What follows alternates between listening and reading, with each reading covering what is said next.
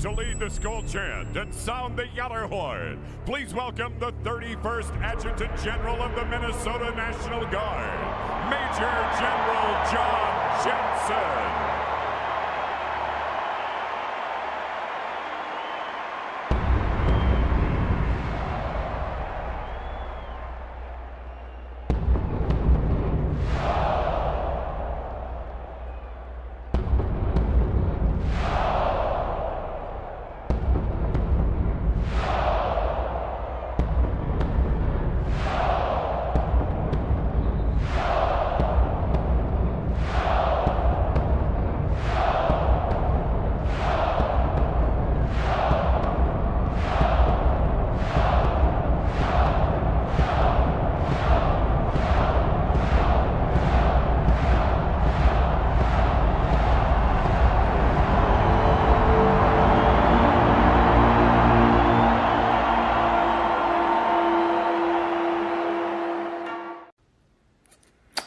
Well, hello, this is John Randall, Minnesota Vikings legend, and it is my pleasure to say, Minnesota Vikings fans uncensored, are you ready? Keith, get your people up. Let's go. Skol, skol, skol, baby. Let's go. Hello, Vikings fans. Welcome to the Let's Skol show in week 12 of the offseason. I'm Fish. As always, I've got Mr. Positivity Cody Bowden with me. He who greased with smoke Skoleful Shaq. Our captain Keith will be joining us momentarily. He's doing his usual Keith stuff to get this thing kicked off. As it is, fellas, the NFL is going to kick off on a Wednesday this season. That's what I'm talking about. More football. QB talk isn't going away, and this week there's some support for JJ remaining a Viking, much to Robbie's chagrin. An old friend of Kyler's may be interested in joining him in Minnesota. Is there any interest from the fans? Jonathan Greenard is still a Viking. Things that make you go, Should the Vikings cave to his demands or seek compensation? Morgan. Are the Vikings primed to return to the playoffs in 2026? There are some who think so. Do we? Hell no. Draft talks. Tonight, Shaq's going to introduce some quarterback options to the Vikings in this draft, and we're going to go around the gjallarhorn with our hot takes and make our purple prophecy predictions. But before we jump into all that, let's break this ice. Fellas, this is the 12th week of the Vikings offseason, which started earlier than expected. How would you describe the offseason up to this point? Long. I feel like I've been ready to talk draft talk since I was on vacation. And this was back in when we played the Commanders. That's how long I've been waiting for this all season. So it's just been long, but it gives us time to look at other, we was talking backstage, it gives us time to look at other sports. I'm pretty sure during out that time, it gave me a chance to, watch other NFL teams because, we know how our team's playing, but you can watch and see how other teams are doing in the NFL. So it just gave me a perspective, I should say. This offseason was all about perspective for me. I like how earlier, very beginning of the offseason, Rob B said stacking good choices. And I didn't know what that kind of meant, but watching how the offseason played out to where we're not overspending on guys like we did last year with the Jonathan Allen and the Javon Hargrave and all those guys taking all the money and then putting us in the cap situation we were kind of in this year, then heading out to the future years. So I'm thinking he's taking a very draft talented approach to this. I think he wants to fill those positions with younger talent, having 4 picks in the top 100 and not having to overpay for talent through free agency. So I finally get what Rob B was saying and saying stacking good choices. What up, Captain? What's going on? First, I want to say condolences to Jesse Pierce, his friends and family. That was a tragedy that happened last weekend with her and her kids. She was a member of this community. So I do want to send that out there. To me, this offseason has been kind of lackluster, which was expected. We didn't have a lot of money. We weren't going to go out there and do a lot, but I did expect a little more action than what we've done because we do have money to plug some holes. Now, does that mean they feel we really don't have that many holes? I mean, that's one way to look at this. Maybe take a positive from this. Like they feel like, hey, you know what? This is a good roster. We can make the playoffs with this roster. We don't need to go out and get free agents just to get free agents. If that's the way they're feeling, then okay, I can actually buy that because when I get upset that we haven't really made moves in free agency, I can't really put a finger on like which move would I made that we didn't make, without going and overpaying for a high price name. Like there hasn't really been too many like, all right, that guy fits at a good price, but we missed on him. So while I do think it's been kind of lackluster, it's just kind of as expected. I'm excited for the draft. That's where I'm at. I'm excited for the draft, and it's been a while since I've been really excited for it, not just because of who's been making the picks, but we actually have a lot of picks. These last few drafts, like we got 5-6 picks scattered out. No, we're going to be very active in this one. I'm excited for that. I'm excited for our draft show. Mm-hmm. And if you guys don't know out there in the chat, the draft show is the most wildest time that we have on this stuff. Like, you might catch me sleeping before we even pick a person. How can you say this has been lackluster, though? I feel like I've been watching a season of Real Housewives of Minneapolis. Our general manager got fired in between the NFC Championship while he was at the Senior Bowl scouting it for us. We don't hire a GM because we're selling team. We're rudderless, basically. We got Rob B., who's the de facto interim general manager. Everybody was throwing Kwesi under the bus and making him – who broke that lamp in 1978, Eddie? It was you. And then we have all this, and then we get to free agency. We don't know what's going on.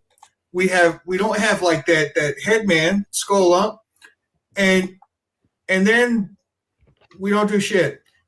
Oh, by the way, we kicked out. We basically eviscerated just about everything Kwesi did for the team. Allen, Hargrave gone, all the original draft picks from the first draft gone. Nobody on the team, and it's like, my goodness. And yes, I'm really excited for the draft too. I feel like, and I've been saying this for just about 6 months now, this is going to be the most consequential draft that we've had in a long time with regard to this franchise. We stick this one, we start to right the ship. We don't stick this one, and the ship sinks and is going to wait for a little bit till it can get above water again. Totally agree. Why are you shaking your head? No, Cody. Oh, no, I'm good with this offseason. I'm pretty happy. I like how the draft is stacking up. I thought the draft was a little bit weak this year, but as I'm looking through these players, and I'm kind of getting a little bit more excited about this draft. It's not this overly talented, uber talented draft class, but there are some talent there that just keep popping up every single day while looking at all these prospects, especially when we start going through these top 30 visits and they're like, ooh, what are the Vikings looking at in this guy? And then you look at him and you're like, hey, this guy. So it's interesting. It's an interesting time for this draft. Yeah. Yep. Like you said, like we thought maybe it was a weaker draft, but I think it might be a weaker first round, but it's a pretty meaty day too. Yeah. It's just weak if you need quarterback. Definitely. It's that's why it's a weak draft class. This would be a time where the Vikings need a quarterback and they end up picking top 5. It'd be this type of draft, but they wouldn't have number 1. It'd be a quarterback needy team that has number 1. We'd be picking number 2. Mm-hmm. Shaq would be okay with that though. Yeah, I mean that's how you get elite players without having to trade up. So we will definitely be talking some draft a little bit later on this show. As Fish said, the NFL season this year is kicking off on a Wednesday. We're just getting used to all this Thursday stuff, but now it's going to kick off on a Wednesday, which is going to be the defending Super Bowl champions, Sam Darnold and the Seahawks, against a team to be determined. and then it'll be followed by the Thursday night games coming from Melbourne, Australia. The last 2 years of the Vikings, the NFL has had games in Brazil on a Friday night. There's not going to be a Friday night game this year. It's going to be Wednesday and Thursday night. How you guys feeling about the NFL season starting on a Wednesday? Bring football earlier and earlier and earlier and earlier every single year. I don't care. Bring it on. There's a gap right now, and I was just talking a little bit earlier about how, as a sports fan, everything's going pretty well for me after the Vikings fumbled out of the playoffs. I got the Hawkeyes in the Elite Eight. I got the Timberwolves doing their thing. They're probably going ahead in the playoffs. I need something from when the playoffs end for the NBA, and it leads right into football. So I need football on a Wednesday. I need it earlier and earlier every single year. I need more games. I can't get enough of what the Vikings bring, and I can't get enough of the NFL. I just hope it's not us. We don't play the Seahawks. Won't be us. Are you sure? Yep. Yeah.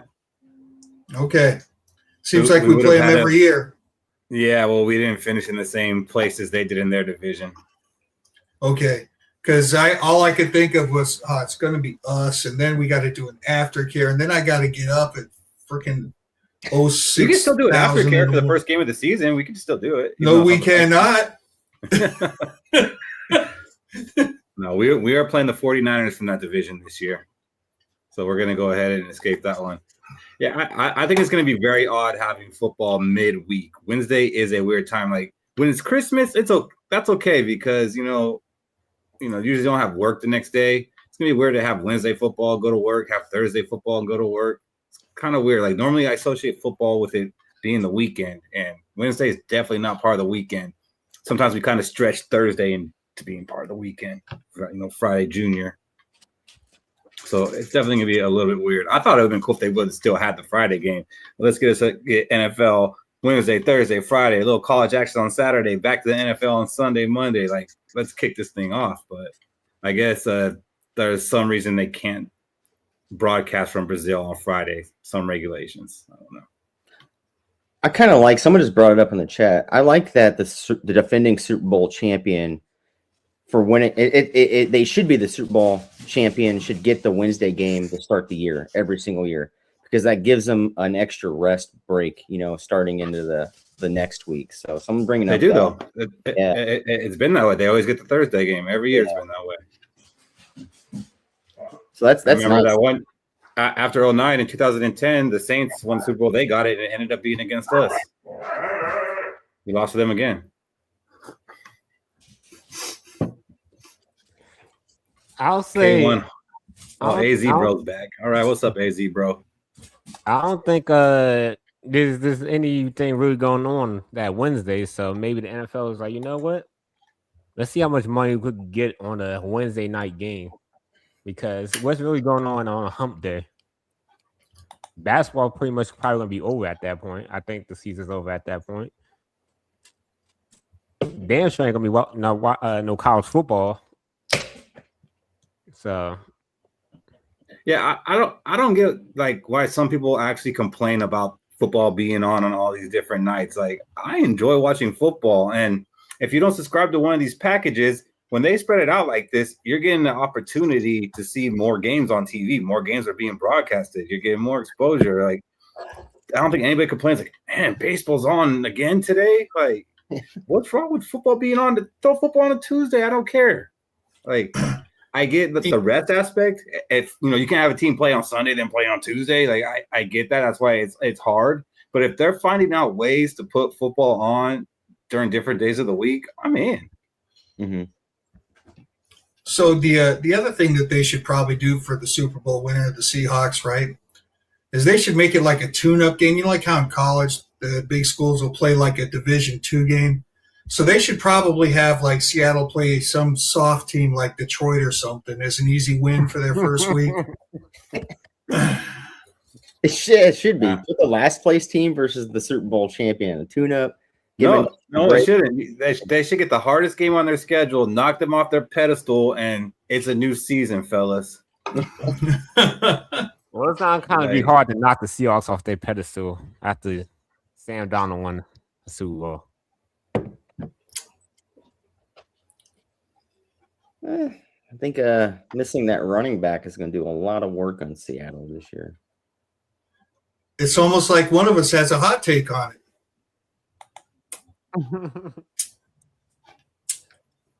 Well, no running back to talk about here. We got our same 2 running backs running it back this year for the Vikings, but the quarterback talk, that's not going away.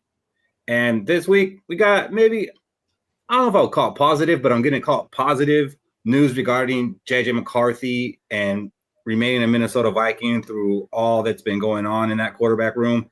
Alex Lewis put out an article basically saying the signing of Kyler Murray and the signing of Carson Wentz isn't a death sentence on JJ McCarthy's Minnesota Vikings career. It's more about the team not getting caught with their pants down for the 3rd time in 5 years. 3 times in KOC's tenure, they've had to go to the 3rd quarterback to play a couple meaningful games. So basically, they don't want to get caught in that position again. It's not really an indictment on JJ McCarthy. The plan has always been to strengthen the quarterback room as financially fiscal as possible.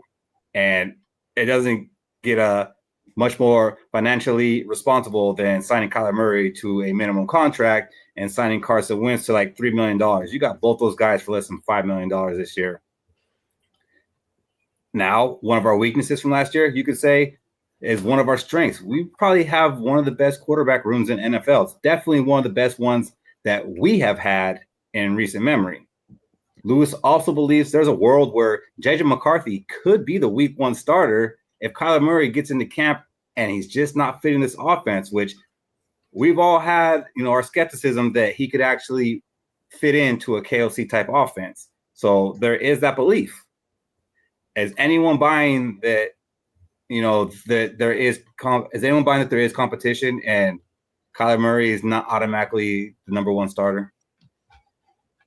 There's competition, just like for the starter's position. Yeah. What's the competition? Cheers, OKC.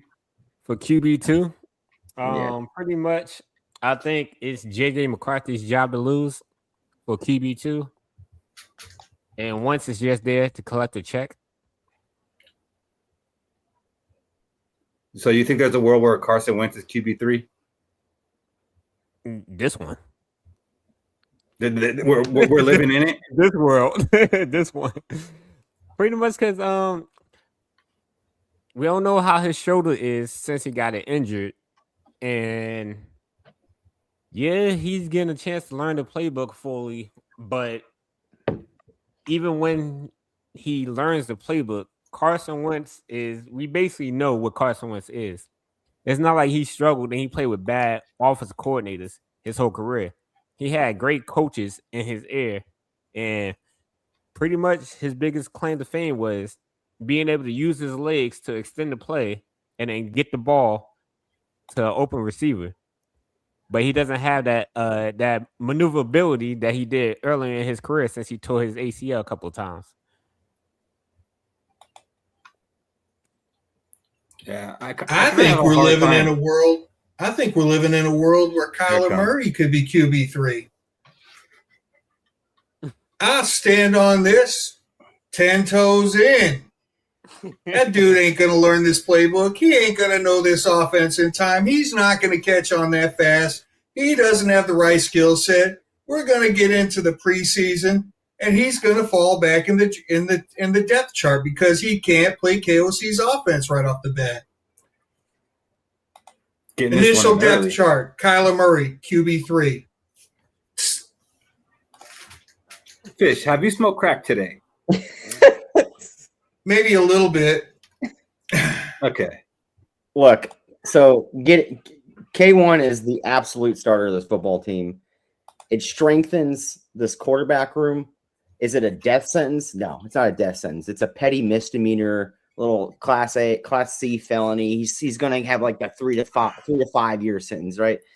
It goes to show when you brought in Carson Wentz, JJ McCarthy's not ready to be the starter, right? You're trying to develop the kid still, right? You have a competent veteran quarterback that can come in after Kyler Murray somehow gets hurt, let's say, then you put Carson Wentz in there. You're not just going to throw McCarthy out there to the wolves again.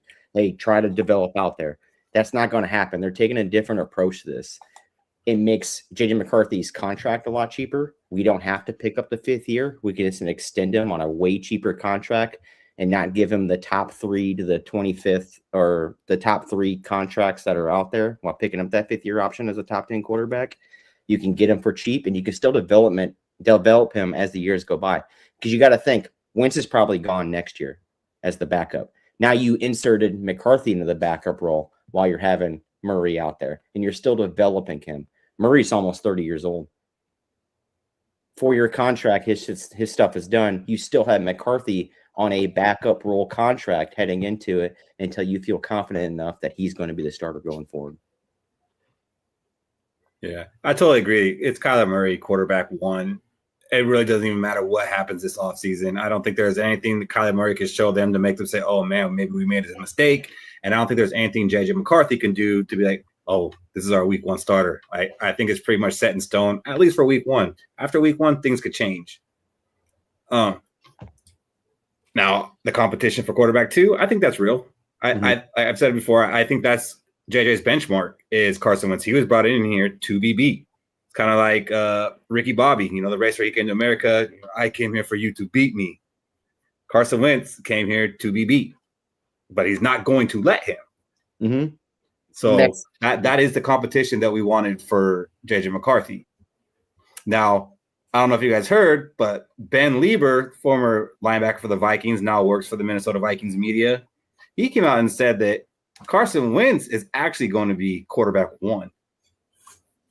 Not just saying that he's going to compete for quarterback 1. He is saying that Carson Wentz will be quarterback 1.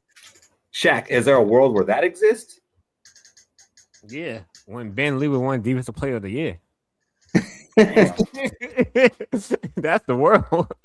But in all seriousness, the only way I see Wentz being QB1 is if Kyler Murray needs a rest day, and and JJ McCarthy is learning behind Wentz with the starters on what to do. Like, he's not actually going to be the QB2, but he's going to be taking the reps and then going back, reporting to the sideline, because I'm pretty sure Wentz's job right now is to help McCarthy get better. And while he's helping McCarthy get better, he's showcasing that he can still play in the league. Because right now, I don't think any team really looking at Wentz to be a starter. So what's the next best thing? Collecting checks and finding your role in the NFL. And right now, we're one of the best spots to do that. Yeah, that's the thing. Like I said, we didn't give Wentz a lot. It was like $3 million, but I believe it was like fully guaranteed.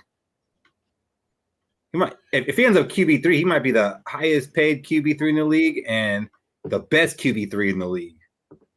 We've had the best tight end 3 in the league. Now, best quarterback 3 in the league.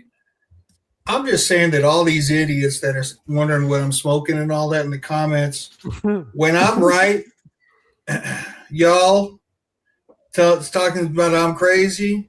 When I'm right and Kyler Murray is not because he sucks, our week 1 QB1, y'all need to become members of this channel as an apology. I like what they're doing. I like what Keith said, a benchmark. All right, McCarthy, you're 3. All right, work your way up to 1. That shows that you are developing. If you can't beat out Carson Wentz, you're not ready. If you can't beat out Kyler Murray, you're not ready. Like, so just keep rising up that depth chart list. All right, give you back that fire. Hey, you want to be a starter in this league? Raise up the depth chart, right? We had Adam Thielen, undrafted free agent, coming out here on as a walk-on, blocked a punt, and then moved all the way up the depth chart to be wide receiver 1 at one point. Like, show that, hey, you want to be on this team, rise up this depth chart. Your first person you got to take over is Carson Wentz. Shouldn't be too hard, right? Because it's Carson Wentz. Shouldn't be too hard. But if he doesn't come out as QB2, you know he is not ready. Yeah, I think that's definitely a W. If JJ McCarthy goes into week 1 as QB2 on the roster, I think that's a win. That's a big for win. His progression. Mm-hmm.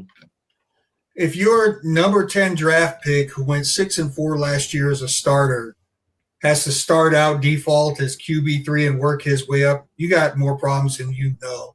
Well, if you're so set in stone that you're already going to say, here's our quarterback threshold, Kyler Murray is QB1. Carson Wentz is 2. J.D. McCarthy is 3. Prove me wrong. Then as a coaching staff, you're a bunch of idiots. Why? Yeah, why? Because they haven't done anything yet. The only They team haven't Right, even been to yeah. OTAs or anything. he's 6 wins against teams that finished third or last in their divisions. Oh, so now strength of schedule works. Or just the people who he plays. Strength of victory, not strength of schedule. Yeah. But look, it's like I saw Tom Pelissero talking. He put it best. What the Vikings are doing this year is what they wanted to do last year. Mm-hmm. They wanted J.J. McCarthy to be behind a veteran quarterback, and they thought they were going to have that with either Darnold or Jones, and that didn't happen, and they were forced to play him. So now they're not forced to play him. He has an opportunity to earn it, but he's not forced to do it. But Cody, with them bringing in Kyler Murray and Carson Wentz, do you think this is something that will cause J.J. McCarthy to rise up to the occasion, rise up to the challenge, and we'll get the best J.J. McCarthy? Or do you think behind the scenes he might be asking for a trade? Which way do you think he's going with it? I think he's going to go to the rise up to the situation part. I do honestly think KOC likes what he has in McCarthy. Just KOC and the coaching staff knows McCarthy's not ready, right? He wants McCarthy to show them that he is going to be ready. So I think he will rise up to the occasion. I do think at some point this season that he will see some playing time. I honestly believe that, right? And then he can show us what he has done during that development phase. Look, dude has been looking at a tablet the last 2 years, and when he finally touches grass, that's like basically him practicing in live situations. So having him touch the grass is the very first thing that you need to make it happen during these OTAs. So I think he does rise up to the situation. A full offseason, right, Cody? Full offseason, not rehabbing anything heading into OTAs, a full offseason. Rap, what's up, man? Good show tonight. And everybody, Shaq down there will be on with Rap tomorrow on the Vocal Vike show. So be sure to check that out tomorrow. That's going to be a banger. If you didn't see it yet, Cody was on last week with him. That was a really good one. Cody had a pretty sweet mock draft. You might want to check that out. It wasn't bad. I won a mock. We don't do that here, Shaq. We don't do that around here. Mock you like a hurricane. Mock you like a hurricane. Okay, now that I can get with that. Might have to drum something up, Fish. But speaking of Kyler Murray, one of his ex-teammates was caught by TMZ at an airport, and that teammate was Deandre Hopkins, who gave some interesting comments. He said, "Kyler, that's my bro. Kyler's like family. Kyler's like family, man. I would always embrace the journey with him. He's on a 1-year deal, if I'm not mistaken. Whatever I can do for someone like that, if Kyler needs me, if the Vikings need me, they know where I'll be. I'll be there." Whoa. What are your guys' thoughts on Hopkins saying that the Vikings need him, he'll come? I think he really wants to play for the Vikings. I don't think he wants to play for any other team. I think it's solely the Vikings, and he's waiting on what the Vikings are going to do. So it's interesting, and I would take DeAndre Hopkins in a heartbeat. You're going to get a red zone threat. Yes, he is old in the tooth, right? But you're also going to get him to develop the other wide receivers that are in that room, including Justin Jefferson. Justin Jefferson is an all-world superstar wide receiver, but to pick DeAndre Hopkins' brain and what he's done in this league for so many years, that only adds to what he could be. He could become from superstar to the greatest wide receiver in the NFL. I feel like adding DeAndre Hopkins helps the team out on the field and off the field while they're in that locker room. And it could square away Jordan Addison. I don't know. Yeah, I'm actually in on it. And I know Rap kind of talked about this earlier, and he said it kind of feels like signing Adam Thielen. And I get that. I get those vibes a little bit. But like Benjamin just said, it wouldn't cost us a draft pick like Adam Thielen did. It'd be a cheap contract. And much like Wentz is going to be to J.J. McCarthy, kind of that barometer, that benchmark. That's what DeAndre Hopkins could be for Ty Felton, who I do believe will be our wide receiver 3. But give him some competition. Don't just hand him the job. And Hopkins, he don't got to be wide receiver 3. He can still come here, and Felton can still be wide receiver 3. Hopkins will be a good red zone threat, and I think it would, help out Kyler Murray make this transition. I get it, like he's an older guy. He's an older wide receiver. I just still think there's something there. And for a wide receiver 3, we don't need the greatest wide receiver 3. We got Jalen Naylor paid, but that's because of who he played with. Mm-hmm. Fish, you're sitting there kind of quiet. Oh, me? Yeah, you. Here's what I think about old dude. I think that his motivational texts full of inspirational messages to help Kyler Murray get through the tough time of him having to work his way up to beating out Carson Wentz for the QB2 position will be just absolutely incredible. I think that what he does from far off distance, keeping his chin ups while he's dealing with this adversity, going through this $1.3 million season, trying to get himself back going on his career, will help him out for his future. No problem. Shaq, I you don't in on want Deandre D-Hop? Hopkins on our team. I hear you. I hear you. And you'll curse his name when he signs. I know. I would never curse his name. When have I ever cursed anybody's name? Like 6 minutes ago. Okay. You in on D-Hop, Shaq? Yeah, I'm pretty much on D-Hop. It's not going to cost us much. He brings veteran leadership. I know everybody like to complain, saying we're old enough, but you can never have too many players that know the game. It's not like he's going to be a starter for us, but even if he ends up being a starter, it's going to be like wide receiver 3/4, get in a couple plays, and then who knows? He could convert a third down. He could convert some touchdowns for us. He don't have to be our number 1 or number 2 target. He could be a bailout option.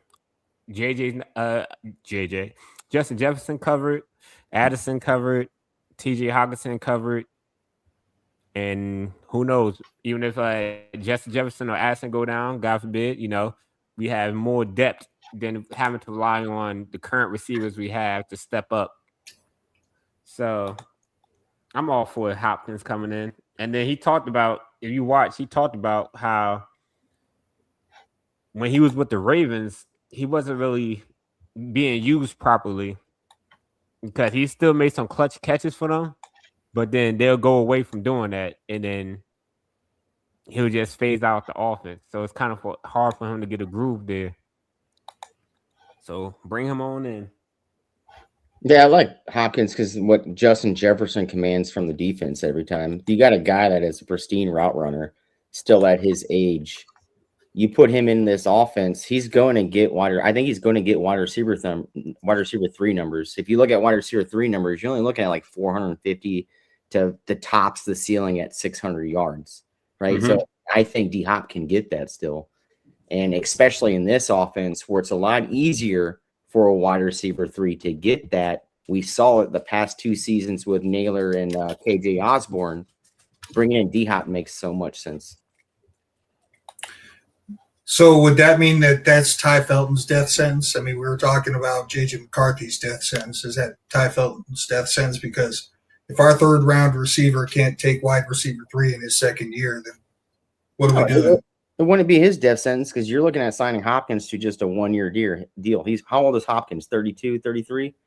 He's probably retiring here coming up soon. Are you telling me that if our third-round wide receiver can't take wide receiver 3 in year 2 of his career, that's not some bullshit? Come on. We shouldn't have to be counting on Hopkins. Look at it. I'm not saying that he can't. I call DeAndre Hopkins his Carson Wentz. That's his barometer. Not just being handed wide receiver 3. And even if Ty Felton was to take wide receiver 3, I don't think that means that Hopkins can't come in here and make an impact. Much like Brandon Powell. Brandon Powell was a wide receiver 4 who made a pretty big impact on third downs. Like, what was it? Like 90% of his catches went for a first down. Yeah, he didn't have a lot. He had 15 catches. but they went for Why you first gotta down. remind me, Keith? let's get Why you gotta remind me, Keith? let's get fish on this Hopkins turn here. Who would you rather hand wide receiver 3 to? Just a gift. Ty Felton or DeAndre Hopkins?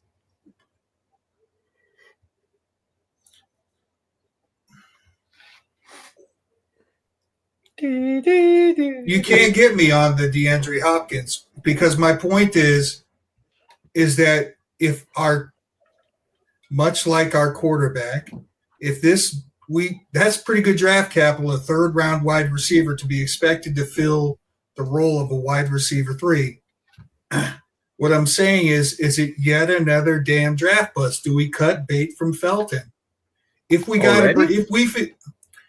feel the need to bring in Hopkins in Felton's year 2, where he's a third round wide receiver pick,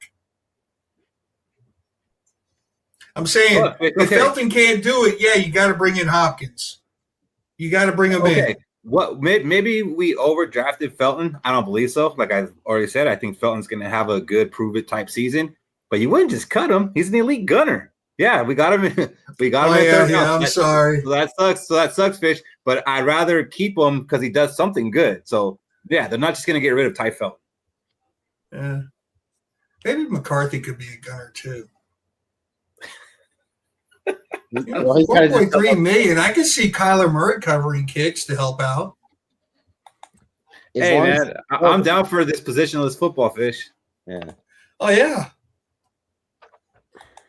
So yes, DeAndre Hopkins, I do think would be a nice pickup. He'd be a veteran minimum. He'd be very cheap, but a guy who is not going to be very cheap is a guy that we already have, and that's Jonathan Greenard.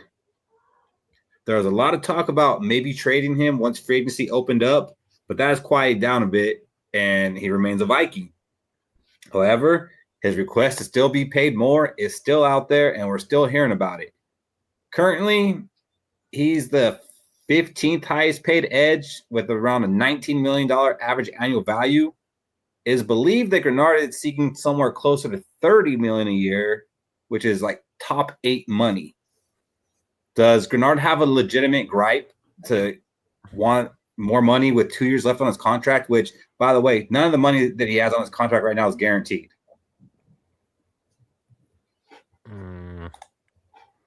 I think we could have avoided all this if we just re-signed Danielle Hunter. Shaq, that is not currently on the table. I hear you. You got to move past that. I'm sorry. That was old me talking. I still haven't moved on. How about this? Can we trade Greenard and a third round pick for Hunter? I'm with it. Just spitballing. No, because you're paying $40 million for Hunter. At least we see the production. Yeah, we'll see the numbers on the stat sheet. Almost. Does he have a gripe? Do Pressures. you think Greenard deserves to be paid more than $19 million this year? I think he has somewhat of a gripe going forward to get paid more than 19 mil. It's just not from us. We can't afford it. We cannot afford Greenard.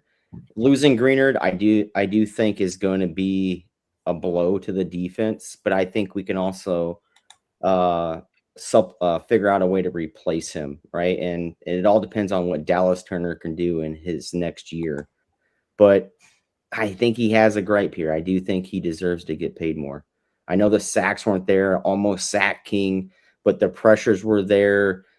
He was constantly in that backfield. You know, we saw him every single game. So I think he does have a gripe, but not at 50 or 40 million or whatever he wants, 30 million that he wants to get paid. He's not a $30 million edge. Well, see, man, I don't know, man. I want someone to honor their contract. Like, yeah. I don't think that's asking for too much. I like the next question because I got some buzz. It's just he saw the other players get paid, so he's like, we signed up for a good deal when we first signed him. That was basically lower than what he should have got paid. It was a good deal for us. So now that he see Jalen Phillips get paid, and then all these other edges getting paid more than him, he's like, well, shit, can I at least still be paid in the top 10? Because I have to say, he at least is still top 10-ish edge rusher in the NFL right now. Is he? I would say if you wait your turn, Like they all waited their turn to get paid, and you are producing at a top 10 level, we could talk about it.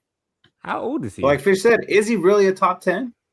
No. Hell no, he ain't no damn top 10 after last year's. He's coming in off a down year talking about pay me more, pay me like those guys who didn't have a down year. That's some bullshit. Pressures. Oh, pressure, almost sacks. Man, you give me 12, 13 sacks and then talk about sacks. Talking about pressures. Come on now. He's coming off a down year talking about more money. How stupid could he be? Produce something that shows up. Pressures. I was there. I flushed him so Dallas Turner could get the sack. Give me a break. He does not honor your contract. We overpaid for you. Tommy says the NFL is not an honor your contract sport like other sports. And I get that. I just don't like it. But I get it. But also, it doesn't normally happen when you still have 2 years. It normally happens when you're going into the last year of your contract. So, with this being said, Cody, would you like to see the Vikings actually pony up and pay him what he's asking for, or would you rather see them trade him? So I was about to say it's like that buzz I was hearing. So there's buzz out there. Look forward to day 2 in the draft.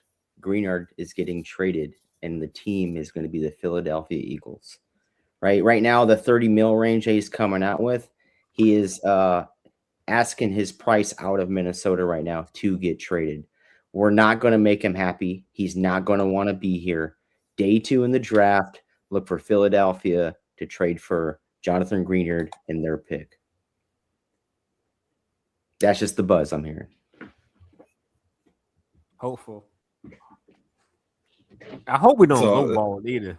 I hope it's not. Is that good compensation, though? I think it's good compensation. I think a second-round pick in day 2 from Philadelphia is good compensation from. I know the edge market right now, everybody wants an edge. Everybody wants an edge like Jonathan Greenard on their team, right? If I had the choice, I'd be trading him to New England with pick 31, that first-round pick. But Cody, I can't imagine a day 2 draft pick being proper compensation for a top 10 edge rusher.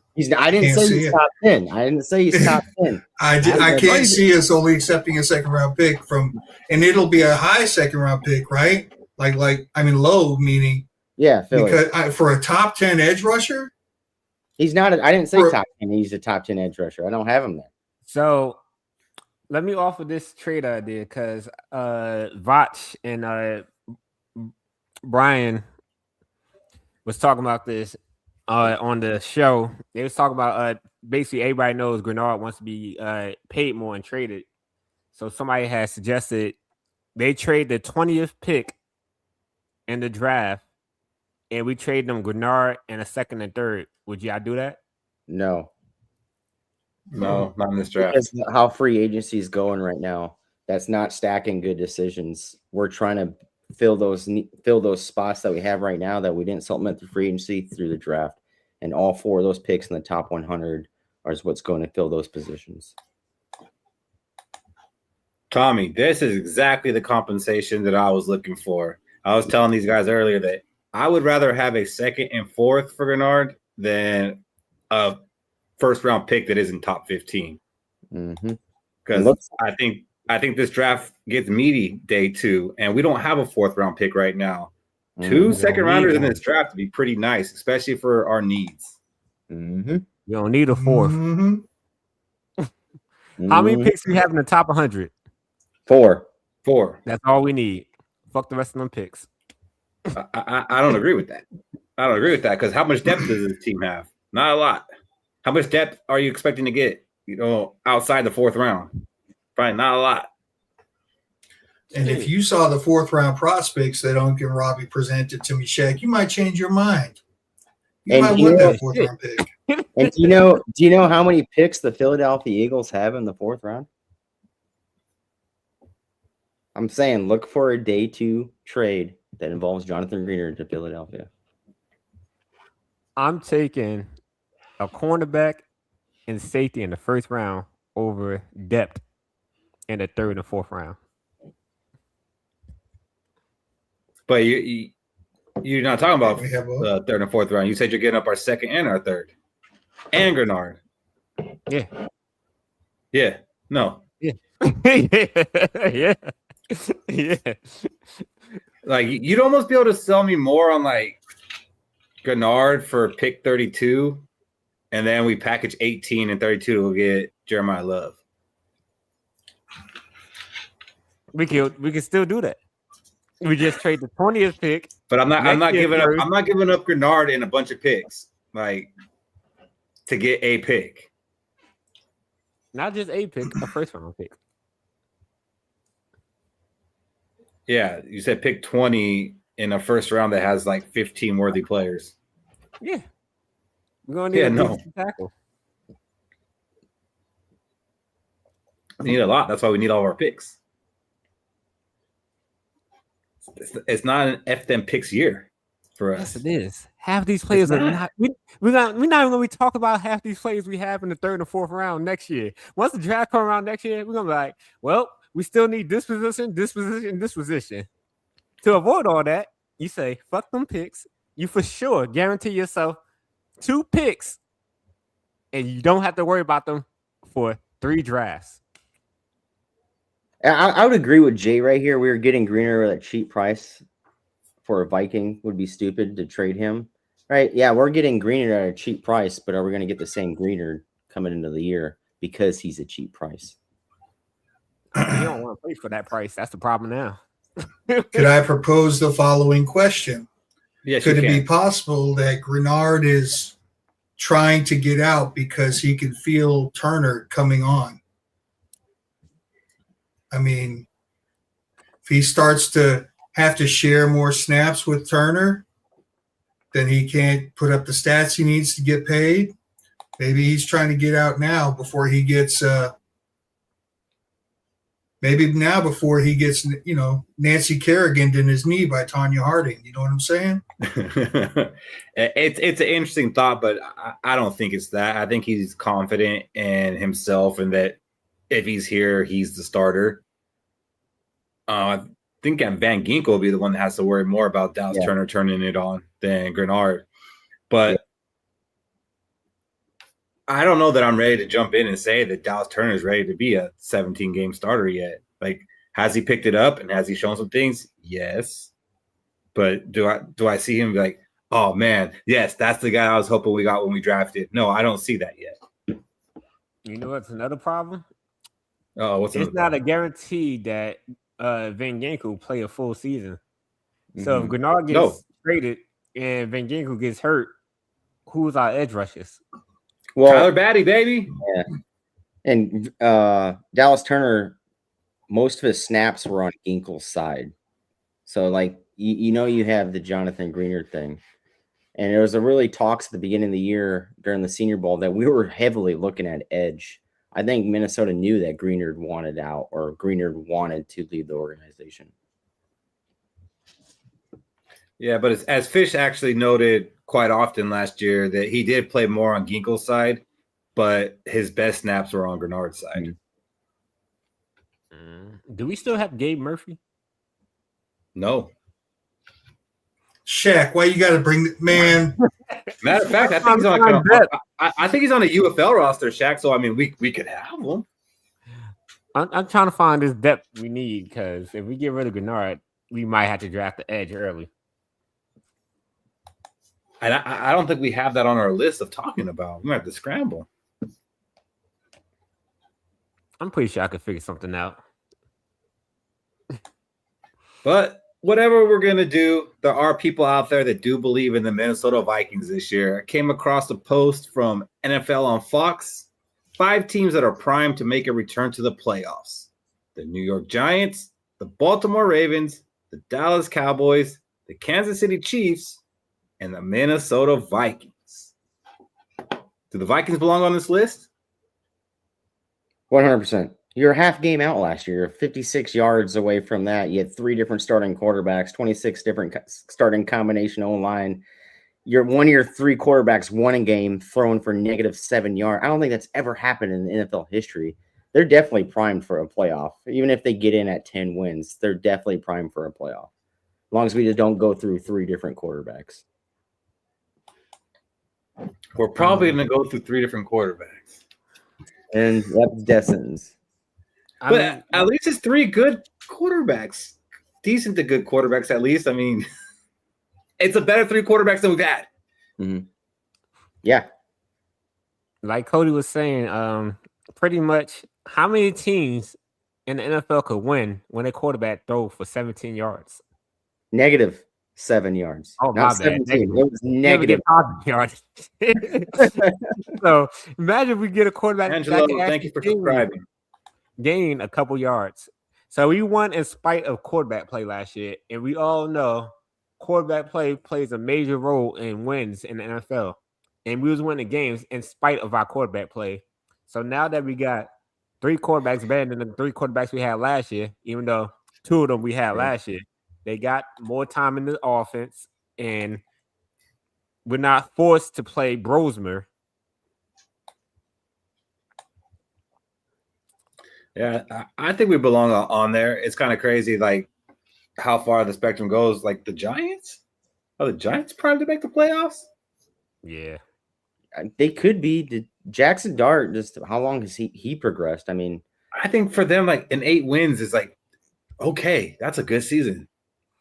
What worries me is the Giants are going to try to be this run-heavy offense if they get Jeremiah Love and have Love and Scatterbo. That would be an interesting backfield. Mm-hmm. With a young Jeremiah Love would be like, what the hell did I sign on for here? About $30 million.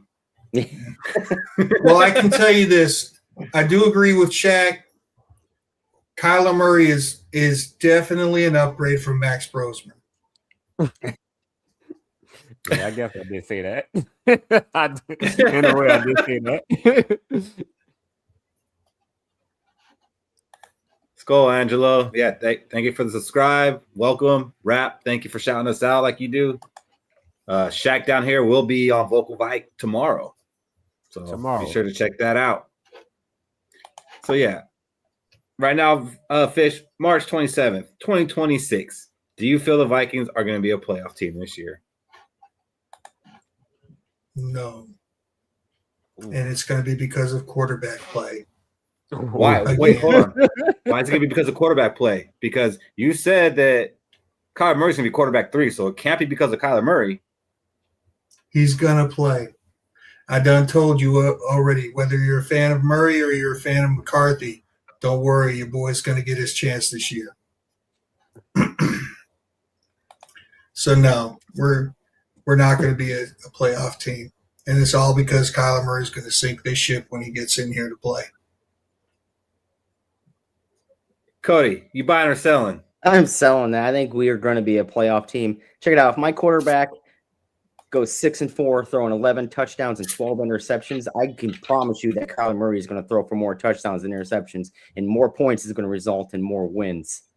Right? 6-4 is nice. 11 touchdowns and 12 interceptions. It wasn't because of the quarterback that we won those games. It was because of the defense. Right? And that's the main reason why we're going to be a playoff team is because of this defense. And our quarterback room is way better than it was last year. Again, we were a half game out of the playoffs. A 56-yard kick return knocked us out.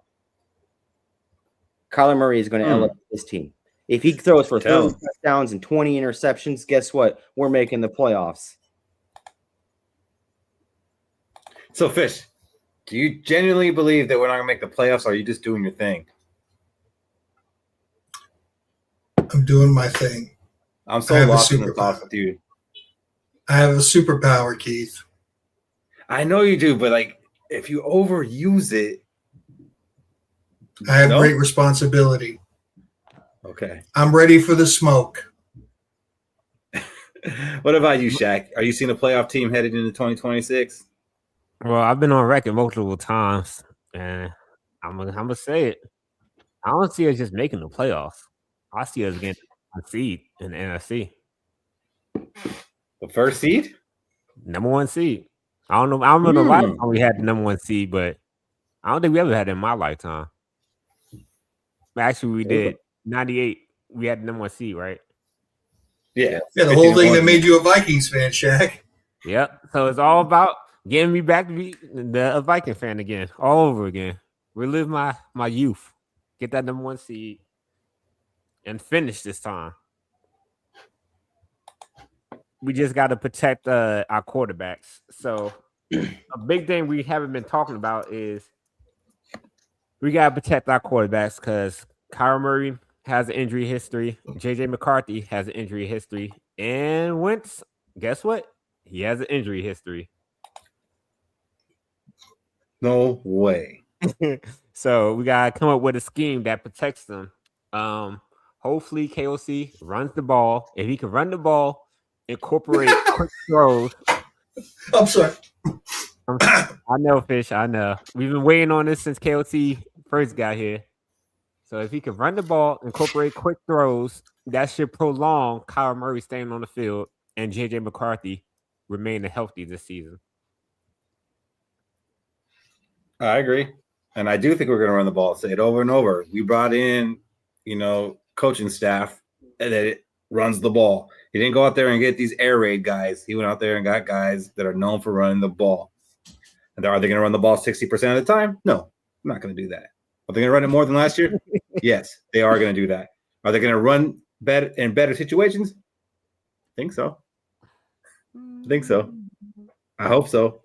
Believe so. Fish? I can't talk when you're making that face. I'm sorry. No, you're not.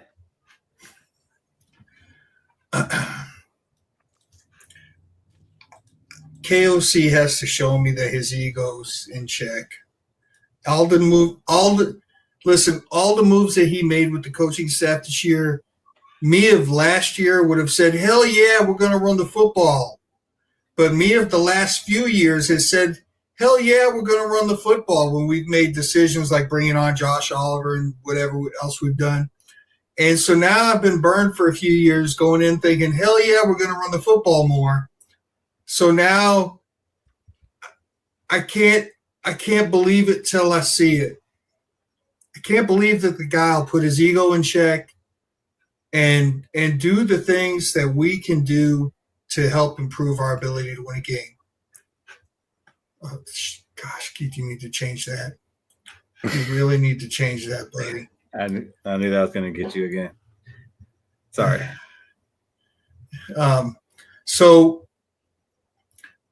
all signs are pointing towards we're going to be more effective running the football. We're not going to do stupid shit on 3rd and 1. We're going to impose our will and run the football. I just can't believe it till I see it. I am choosing to be a believer. It's like Lucy with the football, and Keith's going to go kick it again because she said, I honestly swear this time I'm going to hold it in place. Don't worry, Fish. It all happened week 1. You're going to get the emotions of Keith. Hey, like Fish got superpowers, I got superpowers, all right? Yep, he sure does. I put them to work, and I don't like when I have to do it week 1, though. Let me be honest. And for some reason, those superpowers, they don't work in person. Well, you're more quiet. We're going to watch it on TV. Well, in a couple years, maybe we don't go to a game, fellas. Maybe instead, we go into the NFL draft. The Vikings put in a bid to host the 2028 draft in Minnesota. If this happens, what's your guys' interest level on trying to go out to see the draft in person?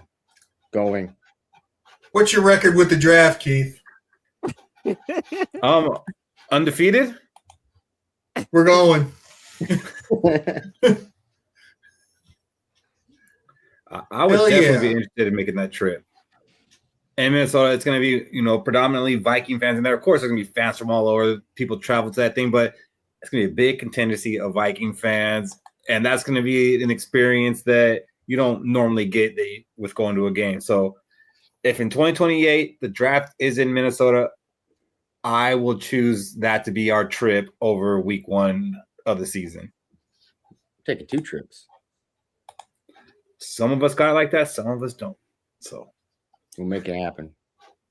And I'm just Chad, saying. if you are not subscribed yet, subscribe to this channel and hit a like. You can send Keith to 2 different things in 2020.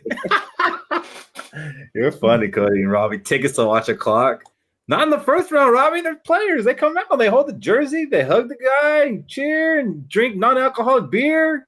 It's a good time. And it's not just about watching the clock. It's about getting to meet other Vikings fans that are out there. You know, that's the best part. I mean, SKOL Fest last year was awesome because we got to meet those people. That was a blast. Getting to see actual players before they become NFL players. Getting to see NFL national media be there. We could network. Probably get Daniel Jeremiah on the show. Now that Rap realizes that we're not just members of the unwashed masses, he'll talk to us. You know what I'm saying? Yeah. Yeah. So this is the draft portion of our show. We currently sit at pick 18. Who do you guys think are realistic options for us at 18? I'm going to go Jeremiah Love, so I don't want to hear it. I'm going to go with a guy that I think Fish would love, and it's a guy that plays in the trenches.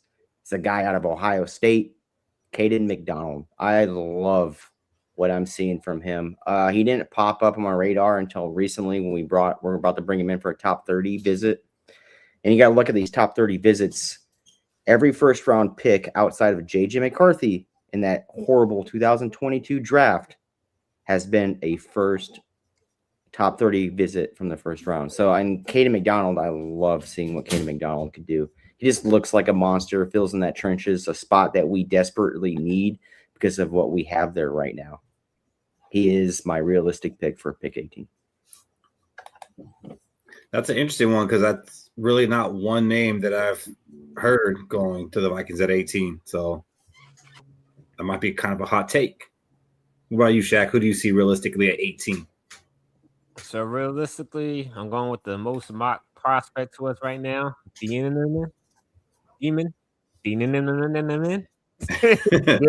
Let's call him Slim Shady. Pretty much because right now it's not no secret that we need a safety. Safety is probably 1A or 1A or 1-2 pretty much need for us. So right now we got an old Harrison Smith who's not even on the roster no more. We don't know if D.O. Jackson is going to be able to take that next step.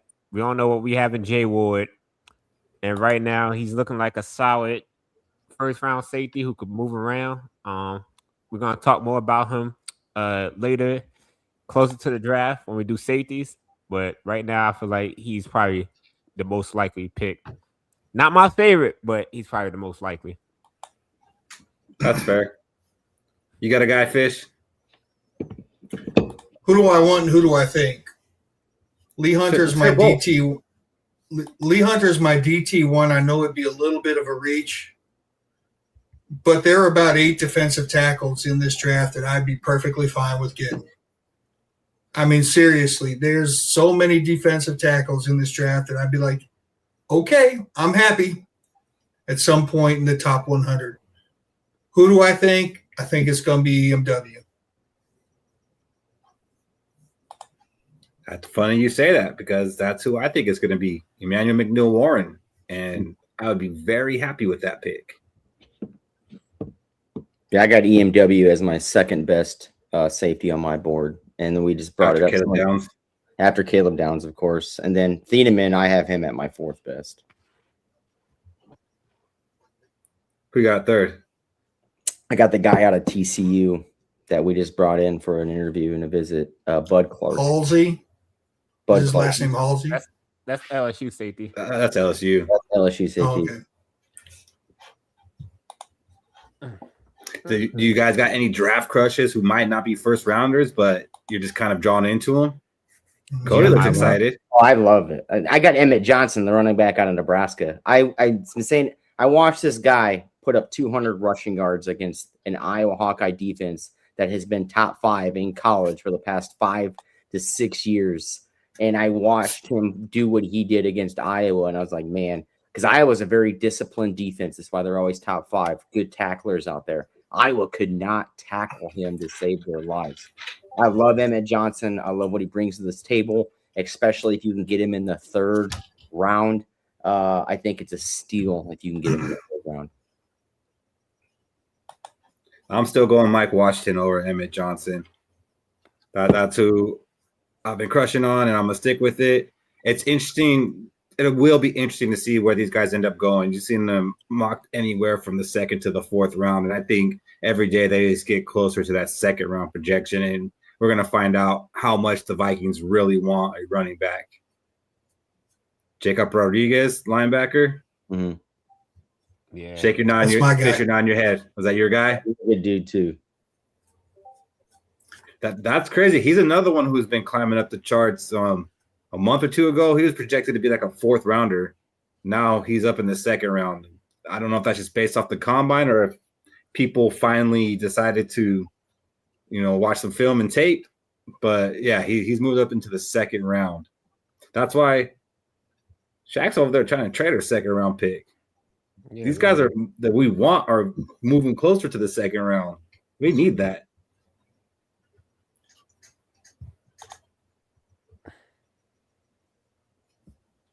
When is Eli projected?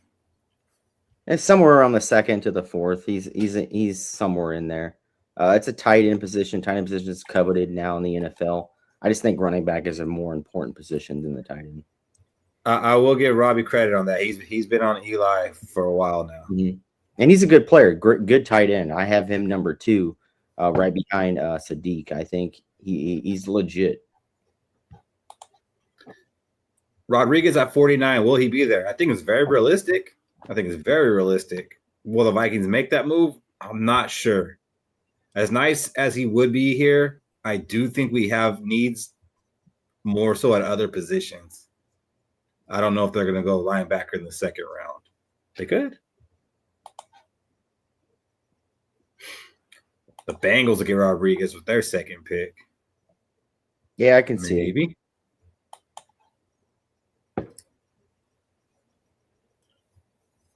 We got what's going on here, Chad? He said something about bullets in another comment. I think he's talking about hail. Oh, okay. I don't know. Yeah, my boy in the trenches right now. Oh, he's up in Chicago. I'm out here in Los Angeles. That don't mean hail to me. He's in Chicago right now. Yeah, he's in that Illinois, Indiana zone. They're getting hit right now. So Cody's been talking a lot about the top 30 visits, and it's pretty significant. The Vikings have had a good amount of draft picks that have come from their top 30 visits. Top 30 visits are teams are allowed to invite up to 30 draft prospects for official meetings, interviews, and medical checks before the draft. On-field work, not allowed. It's only really interviews, getting to know the players, and they can do this with up to 30 before the draft. Local players don't count. So if the Vikings wanted to talk to anybody from Minnesota, they wouldn't count towards their 30.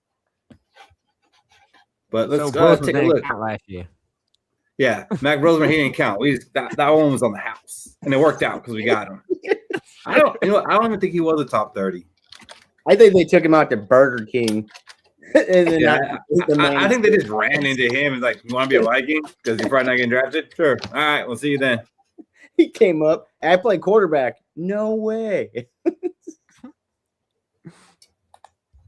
So, the last 4 years, we've had a significant amount of players become Vikings from the top 30 visits. Any significant ones? Not many. But it does kind of show the thinking. Like they're not just bringing in these guys for no reason. They're bringing in guys that they are interested in. So when you see the Vikings are bringing in somebody for a top 30 visit, definitely on their radar. And sometimes you hear that Donovan Jackson. Sometimes you hear that players are brought in to actually talk about their teammates. But it seems like the Vikings pretty straightforward. They bring in a guy, they're looking to draft him, or they're setting up their UDFAs. Donovan Jackson was a top 30 visit. It just wasn't put down by CBS. Because after his visit, he talked about how he wanted to be part of the Minnesota Vikings. I don't know if he was top 30 or a pro day. He was a top 30. Well, I think they count pro day talks as a top 30. I don't know. That's why it's so weird about top 30 visits.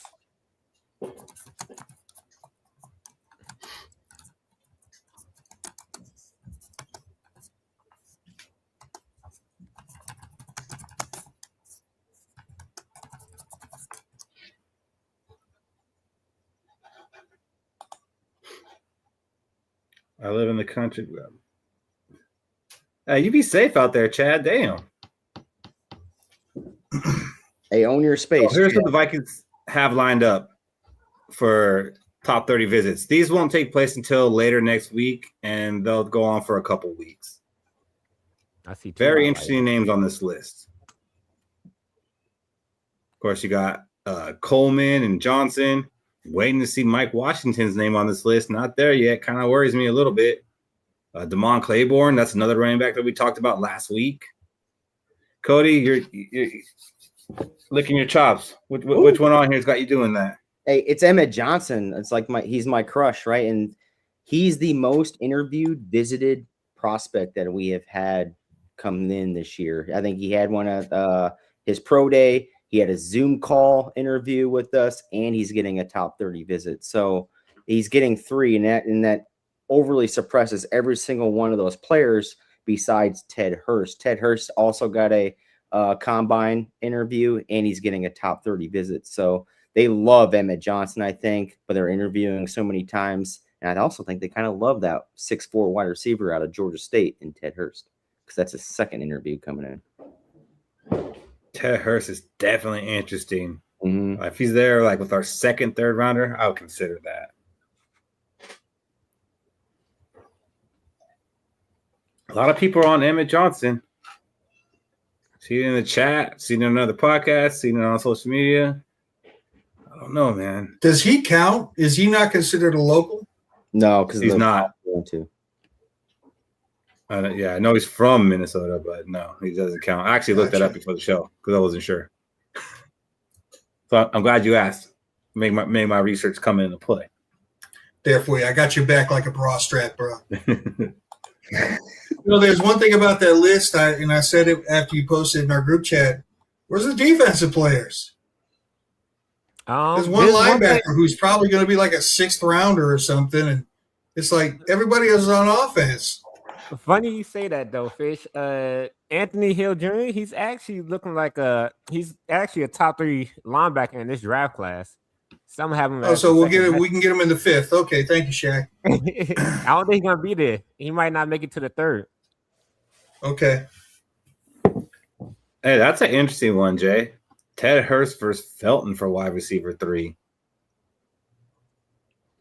Ted Hurst is a low floor guy, high ceiling guy. Like it reminds me of what Caleb Banks that's out there projected 1st round. Like you have a low floor with Caleb, you also have a high ceiling. I think he's one of them players. I don't know if you play Madden, you get those hidden development traits when you draft a dude. He's that hidden development trait. 6'4", 4'4" speed. Like he's legit. Small school though, but I think he's going to be a legit wide receiver in this league. Damn, that's a tough one, Jay. Like, it sounds crazy, but I actually feel like Hurst would give Ty Felton a bigger run for wide receiver 3 than DeAndre Hopkins would. Oh, 100%. Or 2 really good gunners, right, Fish? Amazing gunners. Think of all the penalties they can get when Price is running one back to the house. Still waiting on that one. So last week we previewed 5 running backs who were potential draft picks for the Minnesota Vikings. This week we're going to look at some cornerbacks, and Shaq is going to lead us through that.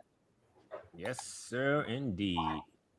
First cornerback on the list is, I'll say he's going to be our late round guy. We have Julian Neal from Arkansas, 6'2", 203 pounds.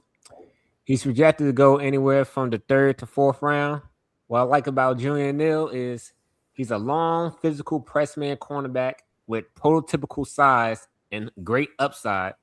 He's a little on the older side, but I don't mind that. We're in win now mode. So if he's ready to play right now, we could get him in the 4th round and then plug him in. So he's, like I said, he has 6'2" frame with long arms. His arm size is, I want to say it was 32-inch arms, 32.75-inch arms. He's excellent at the catch point for disruptions. Matches up well with big body receivers, something we currently struggle with, or we did before in the past. As you can see, like when we played the Bengals and they pretty much just used their height advantage against our corners. Neal has great press man ability. He's strong to jam receivers at the line of scrimmage. He could disrupt timing routes. So receivers who's all about getting to their spots early and having a great chemistry with their quarterback, he's able to jam them up, mess them up. And what's good about that is it basically allows our pass rush to get to the quarterback. Yeah, what I like about him is he's a physical tackler, and he's very involved in the run game. I'm a weird guy. I like my cornerbacks to be good tacklers and be effective in the run game. I don't know. I guess I'm weird like that. Here's one right here. Like that is a good quality to me. You know, and you say that he's good with the press man coverage. I think that's big in the B-foot defense. That's how the pressure gets to the quarterback. Mm-hmm. Yep. Yeah, I like Julian Neal a lot. I think he's, again, one of those hidden gems that you can get in the late rounds. I think it's going to take him some time to develop, but having him at 6'2", having Rodgers at 6'2", and you can finally push Byron Murphy more in the slot, I think that's a winning combination. Man, I feel like we've been trying to push Byron Murphy into the slot since the day he got here, and it's just not happening. Yeah, I think they're trying to find a corner in those late rounds or through free agency or undrafted to put out there on that boundary, and it's just not working out. I think they need to find a guy that they really like, and then that is tall at 6'2". I think Kyrie Jackson was going to be that guy, that 6'4" corner, but he just didn't. It didn't happen because of the circumstances. I think we're still looking at that. I know I am. Some negatives about him is he does seem to lack long speed or recovery speed. So if he gets beat, it's pretty much over. Cody had a fan favorite, and what was that cornerback that we cut? Oh yeah, gotta love me some Caleb Evans. Caleb Evans, yeah, that guy, Caleb. He does have stiffness in his hips too. So receivers who got good route running, if they beat him off the line, then it's not gonna look pretty. He doesn't have great change of directions, and his physical play, he could get a lot of penalties. The games I watched of him was Texas A&M and Memphis. Well, I will say this: I'm glad it kind of validated me. Also, this is the first time seeing him, and as I was watching that, the question that was coming into my mind was, how do his hips rotate? How do his hips rotate? And you just said it. His downside is stiffness in the hips. So I'm starting to figure out these skinny guys on what to look for. Yeah. So while he fits the offense, well, I was about to say offense. While he fits the defense, he has ideal size to play outside cornerback and man coverage. Physical play. Flores loves him. Some aggressive DBs can disrupt timing, and he can help against big body NFC receivers. So Shaq, what's up? I might ask this about one cornerback every year, but what about drafting him and making him a safety? It's possible. He might have to put on a little weight. He might have to put on I would want to say 10 to 15 pounds. But I wouldn't mind it. He has the size to do it. So he'll be projected in the 4th round. And we don't currently have a 4th rounder. But I have a suspicion that by the time draft rolls around, we will. Yeah, I do. There's something going on. Next, we have on the list one of my favorites. If you watch the college football playoffs, this guy stood out. Not because of his size, but because of his play style. We have Deandre Hopkins from Indiana, 22 years old. He is 5'9", 182 pounds. He's projected to go second round, or I want to say he might even go all the way to the 5th round because teams might be actually scared of his size. Cody So, is. so his play style is he's ultra quick. He can play slot. Indiana had him actually playing on the outside, which, you know, is a big kudos to that. So he can play inside or outside. He has great mirror ability to match up with receivers, and his instincts is off the charts. He has elite short area quickness, fast feet. He has great change of direction. He's pretty much built to match up slot receivers like we struggle with Amon-Ra St. Brown. So, you know, we could get him and put him on them shifty receivers that like to get in the slot and cause chaos in the middle of the field. He has great ball skills and playmaking ability. He's not just covering. He actually attacks the ball like he's the receiver on most plays. Strong instincts at the catch point. And one of my favorite, like when you watch his play style, I just kept thinking he has that dog mindset. Like he wants to be the best player on the field. And that's hard to find. Not a lot of players have that ability to, you know, say, I am the best no matter what size I am. I'm going to show out and show you what it's all about. Yeah, I like him, and he's like one of those guys, you know, that is smaller, but he's also one of those guys that uses that as a chip on his shoulder to go out there and prove that, you know, I can still play, I can still do this. And to this point, he has shown that he is able to.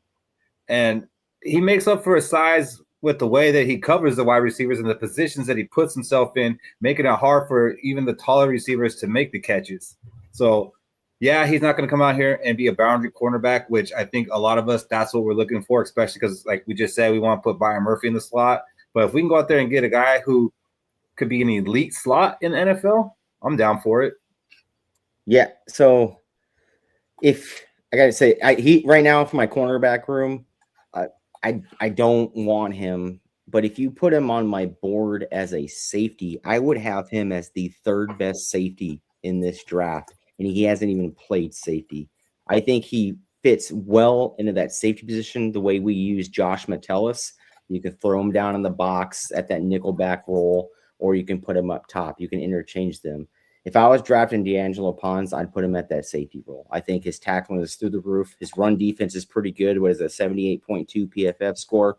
He's got that coverage in that nickel slot, so he can guard against Amon-Ra when they put him in that slot, when she predominantly runs.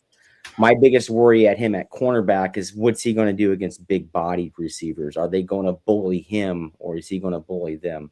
I think they're going to bully him around out at that boundary slot area. So if I'm drafting Deandre Hopkins, I'm saying, hey, man, just like I did at Jay Ward, you're going to be playing safety for the Minnesota Vikings. And I do think he has a legit chance to start at that safety position if we do move him. Yeah, that's fair. I can see that. Wouldn't be mad at it. I do think he can actually play the slot, but I would be mad they brought him as a safety. And you don't necessarily need to put him at safety. You can keep putting him at nickelback, but he is going to play safety on this team. So, he's Metellus. If you're worried about Pons, you could watch the games against Ohio State, who they had 2 number 1 receivers, probably both projected to be first rounders. You can watch him against Oregon, and like he shows up. And you can also watch him against Washington. They have a tall receiver in Denzel Boston, and he actually held his own. He matched up against Denzel Boston. Yes, but those receivers from college are only going to get bigger while they enter the NFL. Let me tell you what, this guy reminds me. He's going to get bigger too, damn it. I don't think he can get any bigger. I'm like 185 at 5'9" or 182. Let me tell you what, this guy reminds me of Duke Shelley. I'm in. Fish, I was going to say, doesn't he remind you a little bit of Duke Shelley? I am in. Yes, he does. I am in.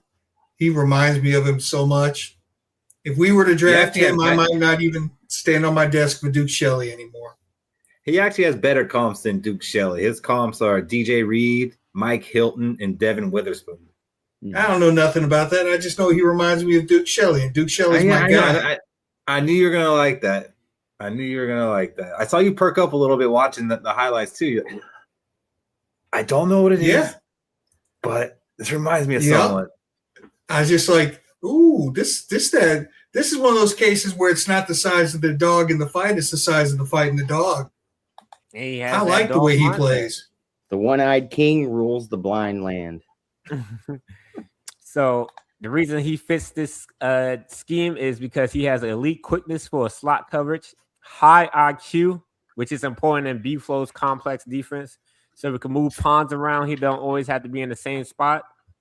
He is a willing tackler, and we can even blitz him. So that could give us even more creative matchups running in B-Flow screen. And he could cover quick receivers and man. Next, we have a Clemson DB and Avion Terrell. You might know his older brother, AJ Terrell. He's pretty much a split image of his older brother. He's 21 years old, 5'11", 186 pounds. He's projected to go anywhere from mid-first to early second. And his play style is feisty, ultra-competitive man corner with great short area quickness. He has great man coverage ability. Pretty much his quick feet, plus he has great hips to mirror receivers. Second and 7, play fake.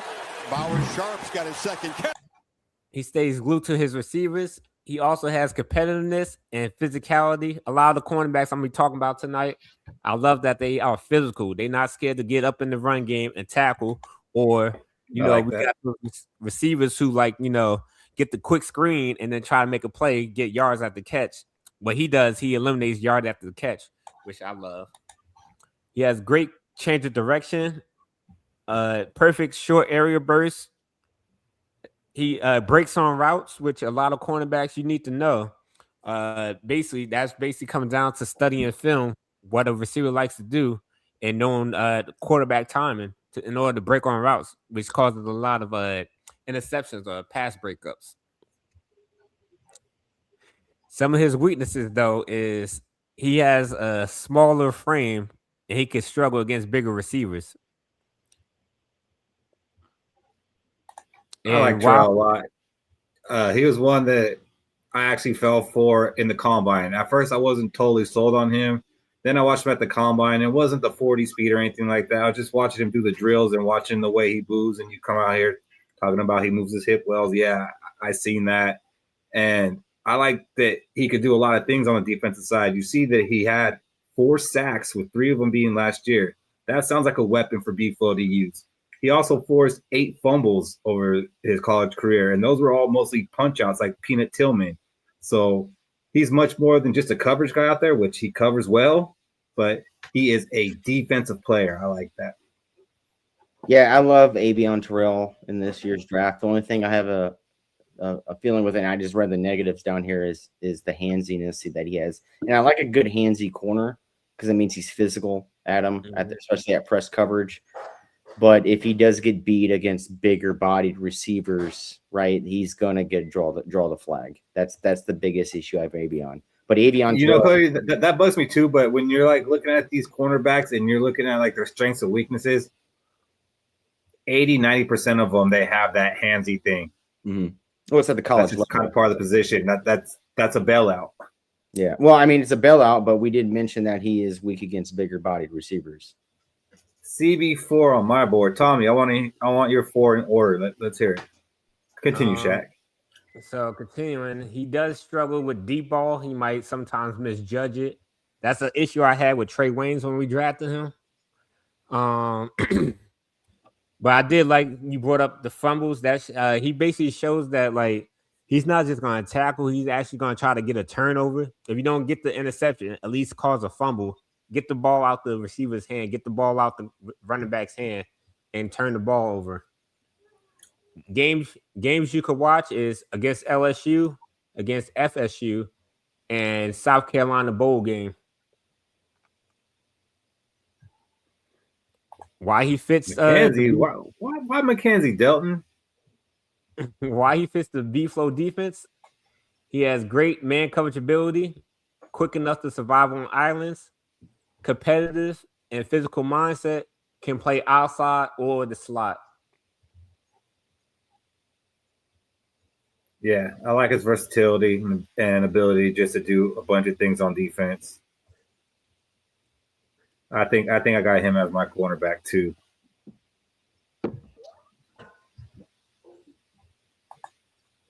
And if you want to See see how anything you like there, Fish? He's pretty good. Yeah. I wouldn't be mad. I didn't see anything that really jumped out at me.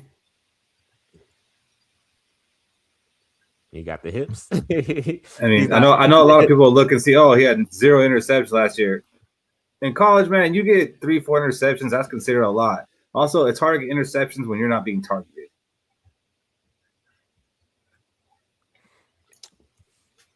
And if you want to see how he plays in the NFL, go watch highlights of his brother. They basically pretty much the same type of corner. Next, we have on the list is Brandon Cece from South Carolina, 20 years old, 6 feet, 189 pounds. He's projected to go anywhere from mid-first to second round. What I like about him is his play style. He's an explosive press man corner with elite athletic upside.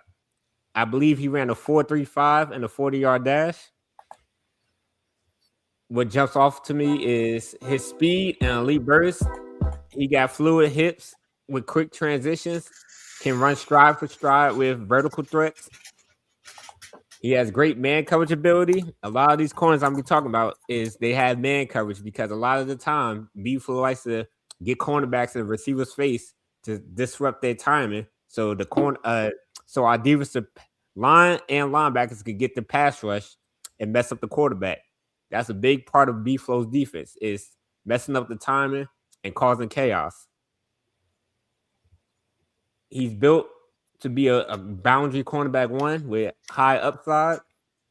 He's another cornerback with run defense and physicality. He's not scared to get his nose behind the line of scrimmage and tackle the running back like you just see there. He offers versatility. He can play boundary, slot, and South Carolina even had him lined up as safety. Some of you guys might remember their defensive back from last year, Nick Emenwari.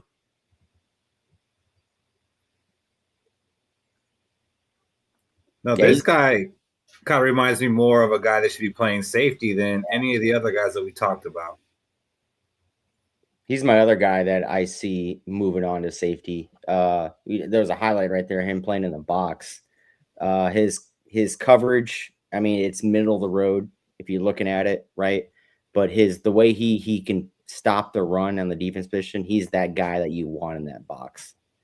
He's the cornerback next to Pons that I have. And he's probably the only 2 cornerbacks that I have on my board that you can switch to safety and not have a problem with. I tell you what, he doesn't look. He does not look as.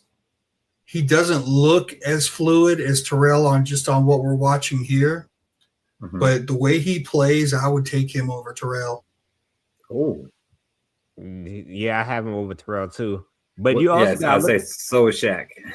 You also got to look at his age. He's only 20 years old. Mm-hmm. And he just turned 20 I don't know if it's February or March. Like, he just turned 20. He's like one of the youngest players, if not the youngest player in this draft. So some of his weaknesses actually is his young age. He's raw, so you got to work on his technique. He relies too much on his athleticism.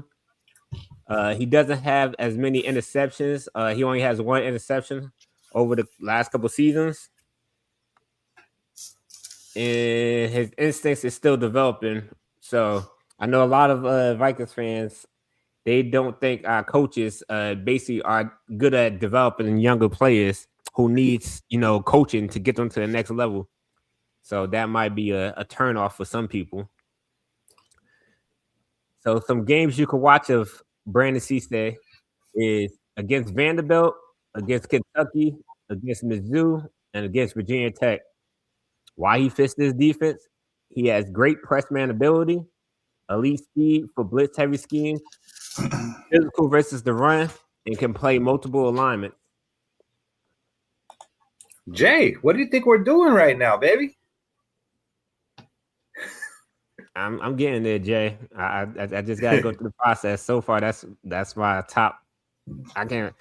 So far, that is my top 6. There's one cornerback. So he's going from number 5 to number 1, and there got to be realistic ones. So it looks like Fish agrees with you, Shaq, and Tommy agrees with you. I still got Terrell over him, but why do you have CC over him? Pretty much is, I feel like CC's still growing. He's he's pretty much right now. He's playing like he's a late first rounder, second round pick, but he's not. Like his ceiling is higher than any cornerback in this draft class. He's just relying, like I want to say, he doesn't know the cornerback position as well, like mentally, and he's relying too much on his athleticism. But if we could get his athleticism to match his mentality, to match an elite cornerback mentality, he could be a top 10, top 15 cornerback in this league, just on having athleticism. And you can't coach athleticism, but you could coach a cornerback to play corner. Okay. And last but not least, we got my boy Jamad McCoy. So I had to give a shout out to Tyler Fornes. We was talking about, early, once when the season was over. That was like week 16. We started talking about prospects, and he started off talking with cornerbacks, and Jamad McCoy was one of the first cornerbacks I looked into. So he's 21 years old, 6'1", 188 pounds. He's projected to go anywhere from mid-first to late first. I don't see him falling out of the first round. What I like about Jamad McCoy is he's sticky man coverage cornerback with elite ball skills, and he has great instincts.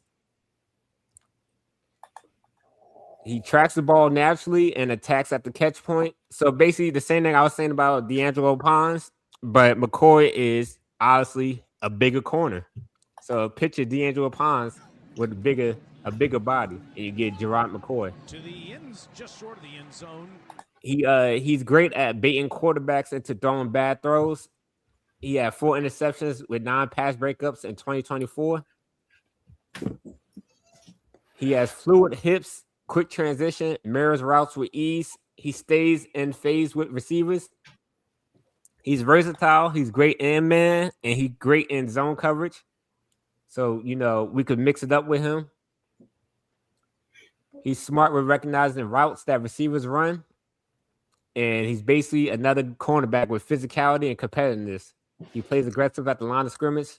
He competes through the catch point. He's not just finesse. He brings the edge.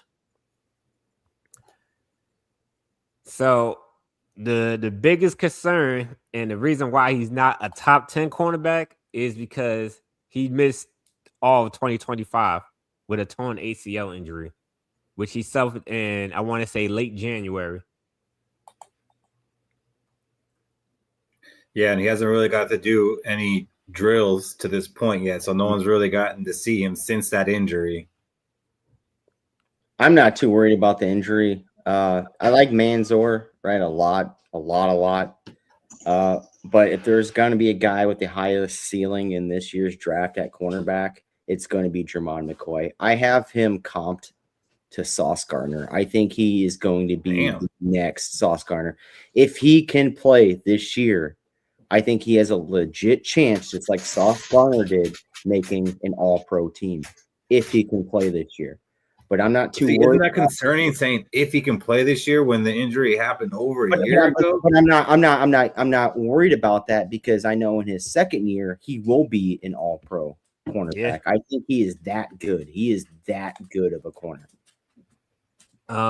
So I know reports are saying that because even Tennessee came out last year, if they had something to play for, he could have played last year. Like if they was going to the playoffs, he could have played in the playoffs for them.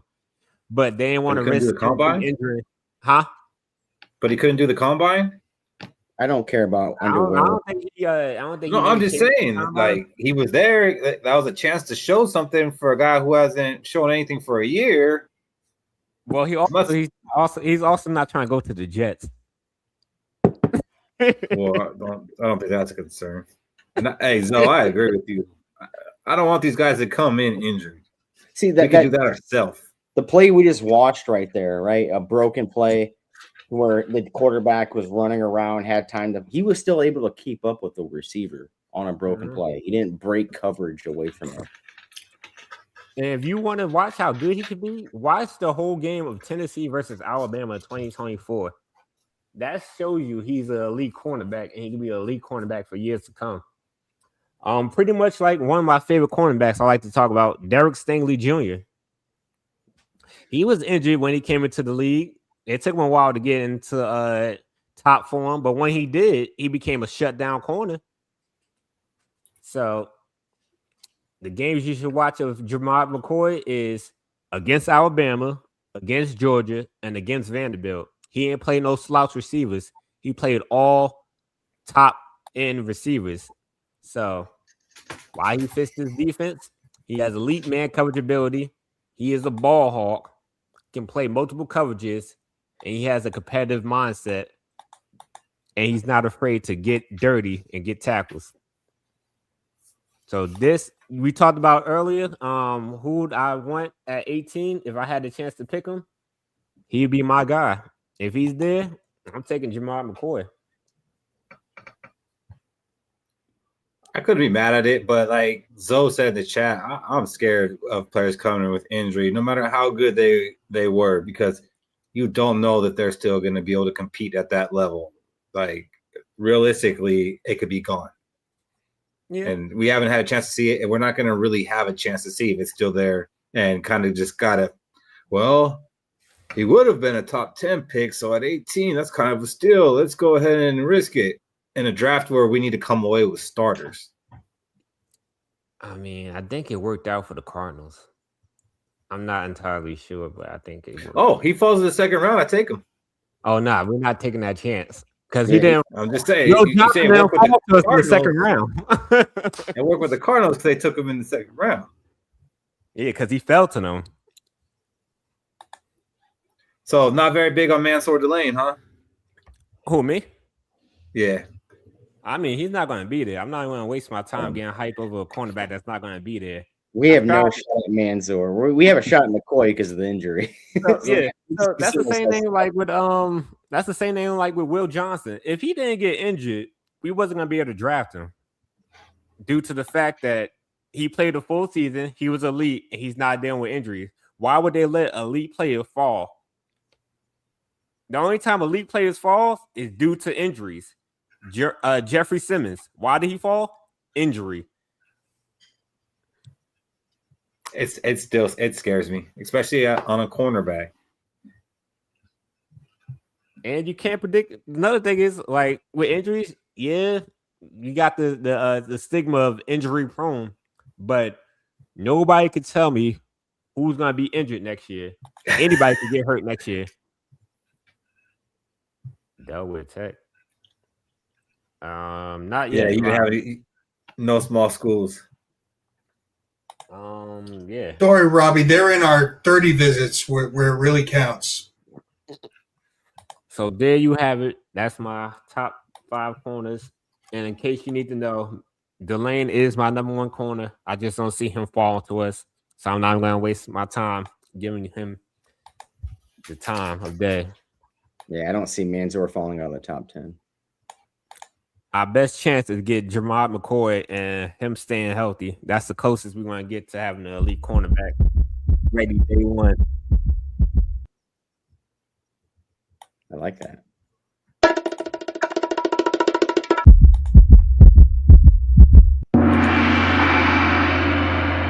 I didn't know there's some sounds now. Excuse me. We need to play around. Let's do that after I said Jermod McCoy. I should have done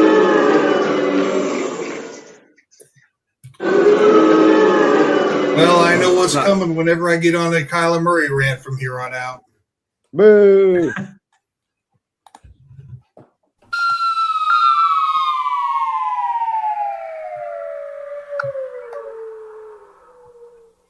You're giving Cody PTSD with that one. I could generate the truck.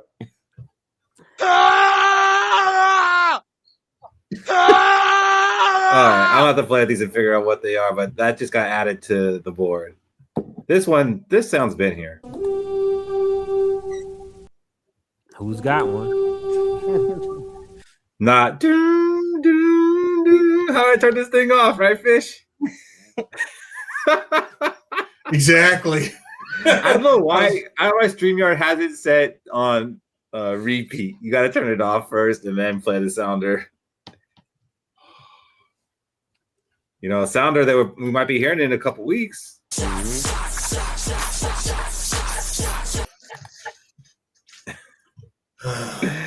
For you fellas. But does anybody got a gjallarhorn for the night? Yeah, I kind of mentioned one earlier about our interim GM when he said stacking good decisions. I didn't honestly know what that meant. You know, like what good decisions have you done so far? I think we're taking a precautious approach during this free agency because we do not want to overpay for players that don't do anything for this team. So that's why we haven't seen us pick up these high-valued defense alignment or these high-valued corners that are out there, or even a safety. I think we're looking at the draft and trying to really, really focus at building through the draft. Because like past years, we didn't really focus at building through the draft. We went straight free agency to fill our holes. I think it's a smart idea to fill your holes through the draft, especially if you get them at BPA. And that's how you build your team going forward. Just someone mentioned it. A lot of teams have these picks in the top 100, right? But none of these teams go out and grab high name free agents. So like looking at the Eagles, they didn't go out there and just grab every free agent known to man. They built through the draft. And I think that's the way we are going. So good stacking, good decisions. Okay, see, I heard it too. I agree. I think they're looking more at building through the draft, and it was kind of a calculated decision to not go too heavy into free agency, especially after last year. They spent everything there in free agency, and it didn't quite work out. And the Wolves, you know, probably want some of their money back. Yeah. What do you think, Shaq? Do you think it was a calculated to not really go into free agency, or do you think that maybe they tried to go to free agency, but they were getting turned down? You know, you don't have a GM. You know, you got JJ McCarthy at quarterback. You know, didn't have Kyler Murray at the time. I think it's honestly because we're broke, and we like I said, I think a couple weeks ago, I feel like the Vikings was probably cap shy, and last year we went balls to the wall, giving out money to everybody. And it kind of bit us. So now they're like, we got to be smarter with our money decision. It's kind of like anybody. Like you spend your money on something, you go crazy, and then you look at the consequences. You're like, well, was it worth it?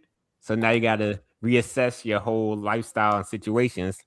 So I think the Vikings are in the reassessing mode and trying to figure out where they could go from last year to this year. And think about cap for not just this year, but cap space for next year and like next free agency. So they gotta go through the whole process of who we gotta pay for 2028 or 2027.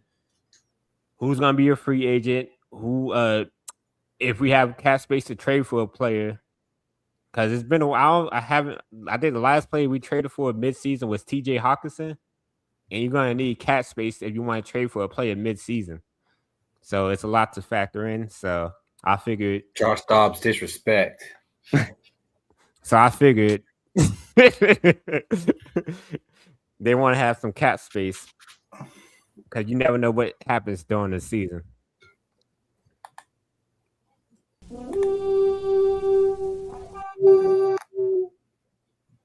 Got one fish? No, I don't have one worth a damn right now. Well, there goes my favorite part of the show. Wait a minute. And he's back. Maybe.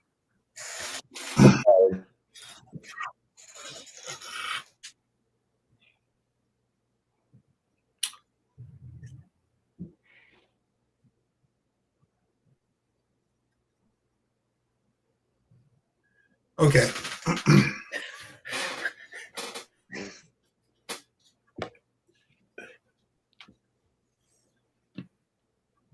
The Minnesota Vikings are currently rudderless. They come up with a catchphrase that Cody's been quoting here tonight about stacking smart decisions. That's team building speak. They don't really have a good idea on what their plan is. They've got lucky with a couple of things. They got Kyler Murray at the league minimum. They re-signed Carson Wentz. They strengthened it up.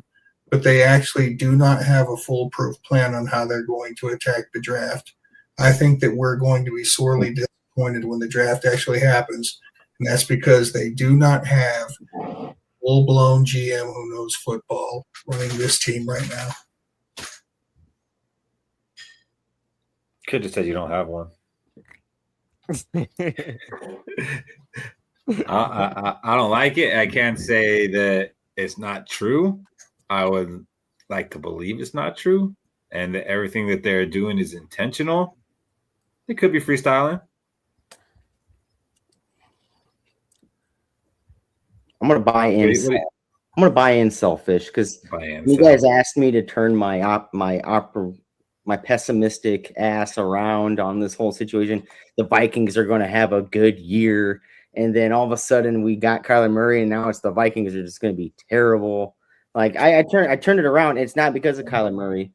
I think they do know what they're doing going forward, so that's why I'm going to sell it. I do think they know what they're going to do because they don't want to overpay for anybody. But I'm buying you because of the interim GM role. That's what he's also maybe saying this because he doesn't want to get fired out of that GM role. He wants that GM role, so he's taking a different approach to it. Okay, Kwesi went free agency and undrafted free agents. I'm going to go draft. And we've been complaining about the draft. So I'm on both sides with you. I'm buying and I'm selling. But right now, my mood is switching from when you guys asked me if we're going to have a good year towards the good year point rather than the bad year.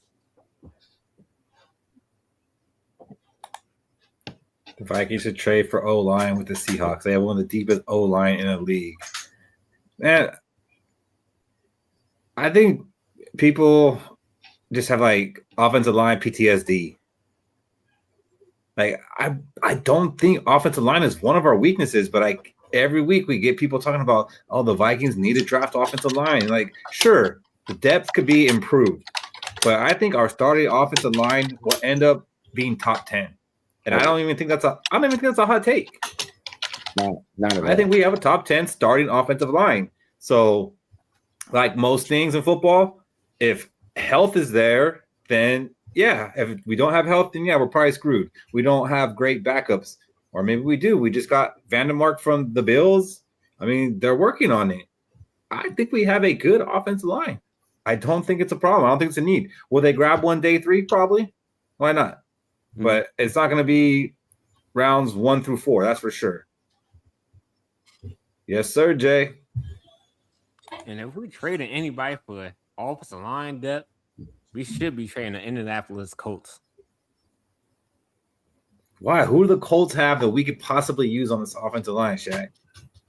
We already took the 2 best ones. Yeah. I'm glad you asked, Keith. Quentin Nelson, see what they talking about. You got to give him a call just to see if his price dropped a little bit. It ain't dropping. He's going to retire. Retire a Colt. They're never. Yeah, you just retired fish. You gotta keep calling him like the guy who can't go with his ex. You trying to come over? I'm gonna tell you, I love Brandel at the center position. He was the most consistent player when we were going through these combinations at one spot at that center position. So, like, I'm looking at it like you look at the combinations. The most played combination that we had last year was whoever was at left tackle, but it was still Donovan Jackson, Blake Brandel, Will Fries, and Brian O'Neill. I think the biggest key to this offensive line from being good is Christian Darrisaw. If he goes out, this offensive line is done because he's on that blind side area is where we get hit from the most. That's fair. If Christian Darrisaw is in this game, I'm with you, Keith. I think we have a top 10 offensive line. And that's if Christian Darrisaw can finally stay healthy, which didn't make sense for us, in my opinion, to do a contract restructure with Darrisaw. That means you're still trying to keep him on this team for the long haul. But if the guy cannot stay healthy, why are we still restructuring the guy? I got it. He's got the talent in the world, but he's not healthy. And he is the weak point on the offensive line because he cannot stay healthy. I think they more so did it for money. We was broke. The Vikings was broke. Off a cliff. I don't see that either, man. I mean, I never thought O'Neal was great, but he is a good starting tackle, which not every team even has one good starting tackle. We got two. I don't think he fell off a cliff. He just never was great. Like Fish said, he was a 5 hanging out with 3s. Purple Dopes Podcast. What's up, fellas? If you guys haven't subscribed to the Purple Dopes Podcast, you should go ahead and check them out. They got a show that comes out every Tuesday. Taco Tuesdays. Purple Dopes Tuesdays. It's Hope Tuesday. Tuesday Hope. Tuesday Hope with the Dopes. I like definitely check them out. Oh, yeah, 100%. They're good. They're good dudes too over there, man. They know what they're talking about a lot. Let's see if you guys know what you're talking about. Let's get into these purple prophecies and make some predictions. Michael Fish, is that your way of telling me that you're ready? I was going to do the thing where I say, okay, and let Shaq go, but go ahead. The Minnesota Vikings will draft a running back in this draft, and that running back during the course of the upcoming season will win NFC Offensive Player of the Month. 1 month this season. Oh, my guy! I think he was about to burn it up and say NFC Player of the NFC Rookie of the Year. I thought he was gonna go there too, but I was just kind of wait to see, like, okay, what's he gonna do? He's not just gonna make it. They're gonna draft a running back. It's like, okay, duh. Like, what's the spice he's gonna throw on this? And he didn't even go Player of the Week. He went Player of the Month. That's pretty hot, Fish. Yeah, still hot. What do you got, Cody? So if my buzz or the source is correct, Jonathan Greenard will be a day 2 trade for the Minnesota Vikings. Okay. So you're saying that as the trade's going to happen day 2 of the draft, or we're going to end up getting a day 2 pick? You know what? Let's get some spice on this one. He will be a day 2 trade. Like during the draft, this is when he will get traded. Okay. All right, that's pretty spicy. I could see us trading for a day 2 pick, but to say it's going to happen that day during the draft, something doesn't happen too often. So, and let's add some more spice to it. It will be to the Philadelphia Eagles for one of their 4th round picks and that 2nd round pick. I'm in on that trade if that happens. Like I said, I'd rather have a 2nd and a 4th than a late 1st. All right. I'm going to go with this one. In the 1st round, the Minnesota Vikings will draft Avion Terrell. Calling my shot. I can get behind that. I was actually surprised to see all the comments that had him like cornerback 4, who they had ahead of him. I was actually surprised with it, but I'm going to stick to my guns. I mean, if Mansour fell, obviously, or even if we traded up a little bit to get Mansour, like, I don't want to give away the farm, but I'd be willing to trade a late pick to move up a few spots and get him if he falls a little bit. But if not, it's going to be Avion Terrell. What do you got, Shaq? Oh, yeah. So I got 2. I'm going to say my hottest one for next week. If you remember. if I remember, the Minnesota Vikings will not have to trade up, and they will still draft Ohio State safety Caleb Downs.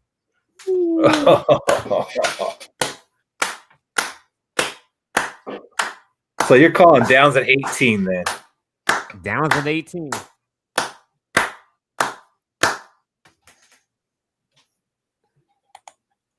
I have Terrell falling to the late second, bro. I'll be very shocked if Terrell falls to late second. I'll be pretty surprised if he falls to the second period, but late second, that'd be crazy. Yeah, I'd be shocked. I think 4 corners go in the first round, and it's going to be Mansour, McCoy, your boy Terrell, and it's going to be Colton Hood. Colton Hood. So by those calculations, Tommy has Terrell going in the second round because he has him as cornerback 5. I mean, it's possible 5 cornerbacks. Just disrespectful. I want to say 5 in the first, but man, that's a lot. All right. Well, yeah, man. If Downs is there at 18, hell yeah. Like, again, he's someone that I'd be willing to trade up for. Yeah, it's been reports, but I don't know how accurate the reports are saying he might not go top 10. That's because of that injury buzz coming out. That has nothing to do with his play. That and like safety and running backs usually don't go, even if they're elite. Sometimes they just don't go in the top 10 due to positional value, which I think is a load of bullshit. I don't care about positional value. I just care if you're elite or not. So I like Hood too. I do like Hood. I don't have him above Terrell though, but I do like Hood. If we were to go safety in the first round, go Hood in the second, I'm in. And Downs could fall to us at 18 because it's like when the Kyle Hamilton thing came out. I had Kyle Hamilton as the best player in the draft in 22. I have Caleb Downs the best player in this year's draft. So like he could fall down in those teen areas, that 12 to 19. So like he could do it, could happen just because he's a safety. It's kind of like a linebacker. All right, real quick around the gjallarhorn here. If the Vikings could trade up into the top 10 and get either Caleb Downs or Jeremiah Love, who would it be, Cody? That's tough. I'm going with Caleb Downs. I think he's the best player in this year's draft, just like I thought Kyle Hamilton was. That's why I was disappointed when we traded back and we had a shot at Kyle Hamilton. Shaq? I am going Caleb Downs. I feel like KOC trusts our offense more than he trusts the players we have on defense. And as much as I want Jeremiah Love, I feel like he's going to give B-Flow an elite defensive prospect on that defense to basically give B-Flow an upgrade on what he currently does. I feel like that might have hurt you a little bit to come out and say that, but I was definitely shocked. I thought you were going to – are you kidding me? Love, you're ready to like trade all the picks for him. Crazy. Okay. I like it. What about you, Fish? Love. I want that running back. I want that dude. I want that guy. I want to feel it again. Seeing an elite running back just run us over last year for 180 yards. I want that. I want that control on the ground.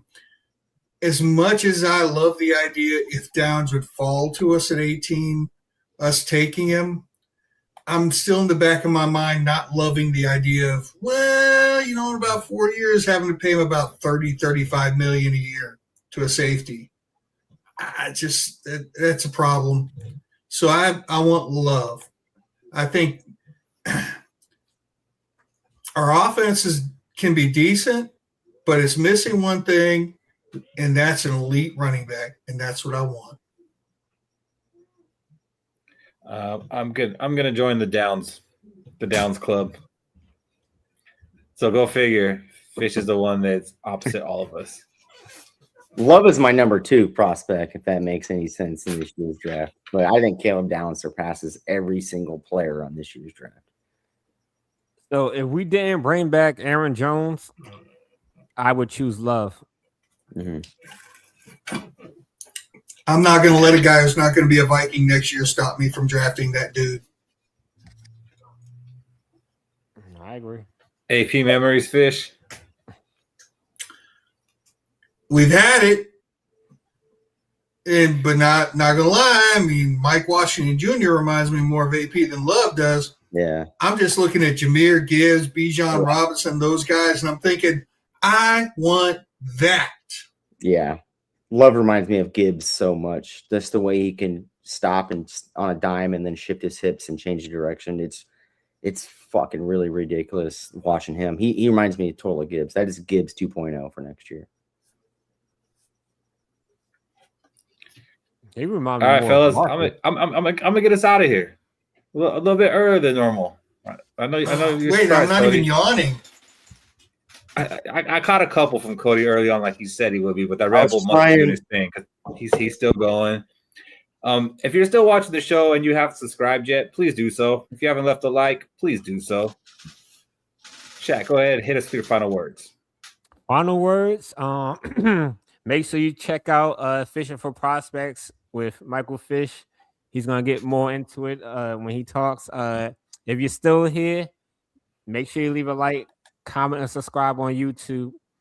And if you're feeling generous, you could donate some money on the YouTube side by clicking the $, or you can donate money on the Cash App by clicking $. Let's go. We don't need you to donate, but we appreciate any donation that come. Shout out to everybody who donated today. We appreciate it. Next week, we'll be talking defensive tackles, so make sure y'all watch up on all the defensive tackles. And we're close to getting to the draft. Shaq will be on with Vocal Vike tomorrow, and that is at 7 p.m. Central, Shaq. Yeah, 7 p.m. Thanks for reminding me. I will be on with Rap tomorrow. So check us out, Vocal Vike on YouTube, 7 p.m. Central Standard Time. I gotta find out what time that is, Eastern Standard Time, but I will be there. That's That would be 8 o'clock Eastern. I gotta find that out real quick. So, Shaq, you must live like in Hawaii, right? Where all those time zones would confuse you. I'm just stuck on this time zone. I just think everybody's on Eastern Standard Time. Well, see, Tommy, the big show, the big Let's Go show, if you haven't noticed, is live. If you want to come on live with us, we could do the first round live. You and Robbie could do the first round live. How That's about that? a great On the idea. big show. On the big show. Think about it. Cody? So just like Shaq was talking about, you need to check out those fish picks that he has out with Tommy and Robbie. Me and Tommy don't normally agree on a lot of these drafts in the past, but every single pick that he has chosen this year has been through the roof. I love every single pick he's done. It's probably the first time I'll ever say this, right? He has done a really good job. His counterpart got some arguing to go with some of these picks, but I can see where he's coming from. I know who he doesn't like. I know what he likes, those SEC players and all that. But Tommy's been killing it, in my opinion. So if you got nothing to do on like a Tuesday, or you're starting your Monday morning up, and you want to kind of watch something before you got to go into work, check that show out. It is actually a really good segment, and every single one of Unk's picks you will just fall in love with, especially this one that's coming out. Awesome 2 picks. I love these 2 picks a lot.